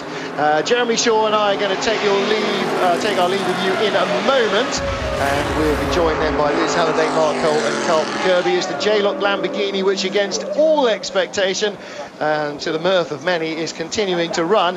It has had a one puncher, no other problems. These guys definitely this year, I think, are trying to just get a little bit of self-respect back for the Japanese Lamborghini Owners Club, which is what J-Lock stands for, and get a finish where last year they barely even got a start. And the way they've gone now, keeping out of trouble, wouldn't surprise me if they actually end up being around at the end of the race. We were going to have a quick commercial break, but it seems we're not. So the next voice you hear will be Mark Cole. Welcome back to Eurosport. Thank you, Martin, for handing over there. Carlton Kirby, myself and Liz Halliday with you for the next 2 hours, plus guests. Looking forward to some good sport. As you know, while we've been off air, the three of us have had a few problems with the #1 car, but more particularly, I think Liz and Carlton will agree with that number 82 Risi Competizione car, the car that was giving Corvette such a hard time. Corvette also been giving a hard time to the Ferrari. We're going for a quick interview down in the pits with Gavin. Oliver, Gavin, you look quite happy coming out of the leading Corvette. Yes, I am. I mean, that was a hell of a battle with Jamie. Really enjoyed that. It was great fun. Lots of passing, lots of action. It was pretty fair. I gave him room, he gave me room. It just seemed that that second stint, when I was behind him, that he was struggling a little bit more with the tyres. And then I think it was maybe the 7th or the 8th lap, we came down into Indianapolis and we went through the left and he missed the gear. And then we got to Arnage and he wasn't quite, he couldn't get off the corner very well, and I could see from the exhaust pipes he was missing gears. Then I got up alongside him, then he missed another gear, and then I was by, and then he dropped back quite quickly. But I think it must have been the fact that he was pushing quite hard. He was using a lot of curb and he was running over what we call the bananas, which are the yellow things to stop people really cutting the corners. The ACO put those down, and we're trying to really stay off them because they do damage to the car. But Jamie was using them a lot, so maybe that is the result. Yeah, he's stuck in the garage with the gearbox blowing. We hear. How is the technique now for you Corvettes when this car is losing so much time? Well, I think that, you know, the tactic is still to keep going and keep pushing and seeing what happens, run our race. And, you know, I'm sure there's going to be plenty of competition between the two cars now to see who can get to, you know, to the lead and establish a good lead. But, you know, again, it will come down to something that happens, you know, whether it's a bad pit stop or whether it's a bit of contact with another car or a mistake, or, you know, it's still such a long way to go. But, you know, in fact, I really enjoyed that last 2 hours battling with Jamie. It was great fun. When are you back in the car? I think I'm back in the car in about 4 hours. So, yeah, we'll see. I don't know for sure, but that's what I think the plan is. Okay, good night then. Thank you. So well done, Oliver. Great drive. What a shame it's had to come to such an unhappy end for Jaime Mello in that car. But Liz, these bananas they're talking about, just in case the listeners are wondering what that's all about. These bananas are at some of the corners, as you said, to discourage you from going over. We had a classic example earlier this evening. Dirk Muller in the ART BMW got sideways, landed on these bananas, actually punched a hole in the floor of that BMW. Yeah, they are horrendous. There's the biggest ones I can think of are off the corner of Tête Rouge, just near the exit of Tête Rouge. And I actually remember walking around the corner, because I tend to try and walk the track every time I come to drive here. And I walked out on them when they'd first built the new corner and thought, my God. And the person I was walking with said, if you get on these, you're in major trouble. They are huge. They will do damage to your car. So certainly not the place to be. But Jamie Mello is someone who would be pushing no matter what, especially if he had a Corvette to take the race to. But a bit silly, in my opinion, if he's driving over the top of them, because, you know, we really can't be doing that. Well, we're going to take a quick break. We'll be back. Carlton Kirby, Liz Halliday, myself, Mark Cole, for continued uninterrupted coverage of the Le Mans 24 Hours 2010. Live coverage of the Le Mans 24 Hours. Yes, when we left you a couple of hours ago, I'm talking about this section of the team, there was a rare old battle going on in GT2, and now all of a sudden there's a rare old battle going on at the top of the board. Fantastic. Unless, of course, you have to be you happen to be a driver of one of the leading Peugeot lights out there. Unfortunately for them, their luck has changed big time. It's all going rather pear-shaped for the time being. It's hard to say that when you see that two of their vehicles are actually still at the top of the boards, but it's an attrition rate that's taken a huge toll on them. 50% down, and not even 50% of the racing done just yet. We've got 15 hours, 51 minutes and 25 seconds as we stop that clock just there. Of course, we don't stop it, it just rolls on. Now then, time to get back and into action. Another swift changeover for the 97 car, one of those that thankfully still very much involved here. The Porsche vehicle as well from the BMS Scuderia. I always have to look twice when I see them in a Porsche these days. With all the red and the name and indeed their history, it kind of just makes you stall, Mark. Yeah, it catches all of us out. You're not alone there, Carlton. So there they are. Remember Timo Scheider on board this car, the DTM champion amongst others. So great chance for him to race at Le Mans. Just looking further down as well, LMP2 has been another sea change. You remember while the last hour, Nick Leventis put the Stracker car off into the gravel on his first lap out of the pits under the safety car. Took them a while to get him out, got the car back. They lost the lead to the Brabs car, the Highcroft car, but Johnny Kane has taken that back. He is just driving the wheels off that car. He was turning in 335s when Brabham was doing 40s. Now it's turned around a bit. Johnny Kane's still leading, but Brabham is, 1 minute 13 behind him. Johnny just really lighting up the track. Yeah, and Brabham's actually just done 3 seconds a lap quicker than Johnny in that last one. So he's certainly going to be on the hunt to retake that lead. But you notice the LMP2s are all in a group now. They run from 13th uninterrupted through to 17th. Really, and Tommy Erdos, he's back there in the top 4 now after their problems earlier with the RML car. So that's coming back to them too. Liz, I know you were saying that you actually loved driving through fireworks at one point when you were here at Le Mans. Just how much of a distraction are some of those bright lights? We've had people asking that. Yeah, no, you definitely do notice them, especially when you first go into the night. You sort of think, wow, that's pretty cool. And certainly the Ferris wheel for me is a really big part of Le Mans. They tend to usually have it there on your way down to the Ford chicane, and it's a special part of Le Mans. But I think once you settle into the night driving here, that's it. It's just a feature, and it's the circuit that you're worried about. That's the important thing. Just seeing some of the Audi guys sleeping here. These settling into the night time, as you can see, they'll find out in a moment that they're actually on the TV and then nudge each other awake. Mark? Yeah, we've got a question here on the forum from Tariq from Tunisia. Mark, Carlton, Liz, what's the ACO doing for privateers in LMP1? Looking at the 1,000 kilometres of Spa without the factory cars from Audi and Peugeot, we had only 4 LMP1s. Pescara, Lagon, Creation's gone. Are the turbos killing the competition? Liz?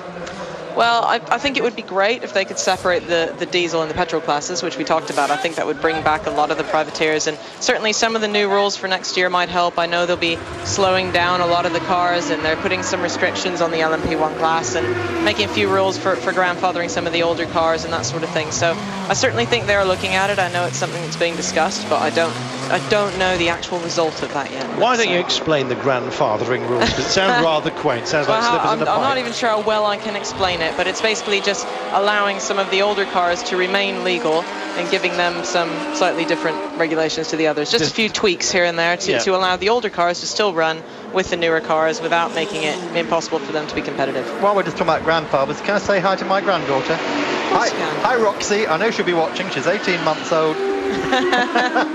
She's waving. That was Tommy Erdos making that stop. He stayed on board that car. I didn't see a wheel change on the RML Lola Coupe. Remember that car has the same engine as the 2 front running cars in the category. That impressive Honda performance development. Mark, when you look at the demeanour at Peugeot, it's look at it. It's absolutely like a thunderclap has gone off. And it's Audi that actually look the more relaxed. They're going to kind of let this race come to them, it seems. And that's exactly what's happening right now. Top 5 has got 3 Audis in it. Don't forget that. Rockenfeller in the 9 car, followed by Trullier and Alan McNish, who is out there as well. The lead 4 cars, I think, are on the same lap here once the timing screens come all the way through. Alan McNish is a couple of laps further behind, unfortunately, in that 7 car. That's the car that had its troubles out there, got into the ARC car. That caused a big delay for them.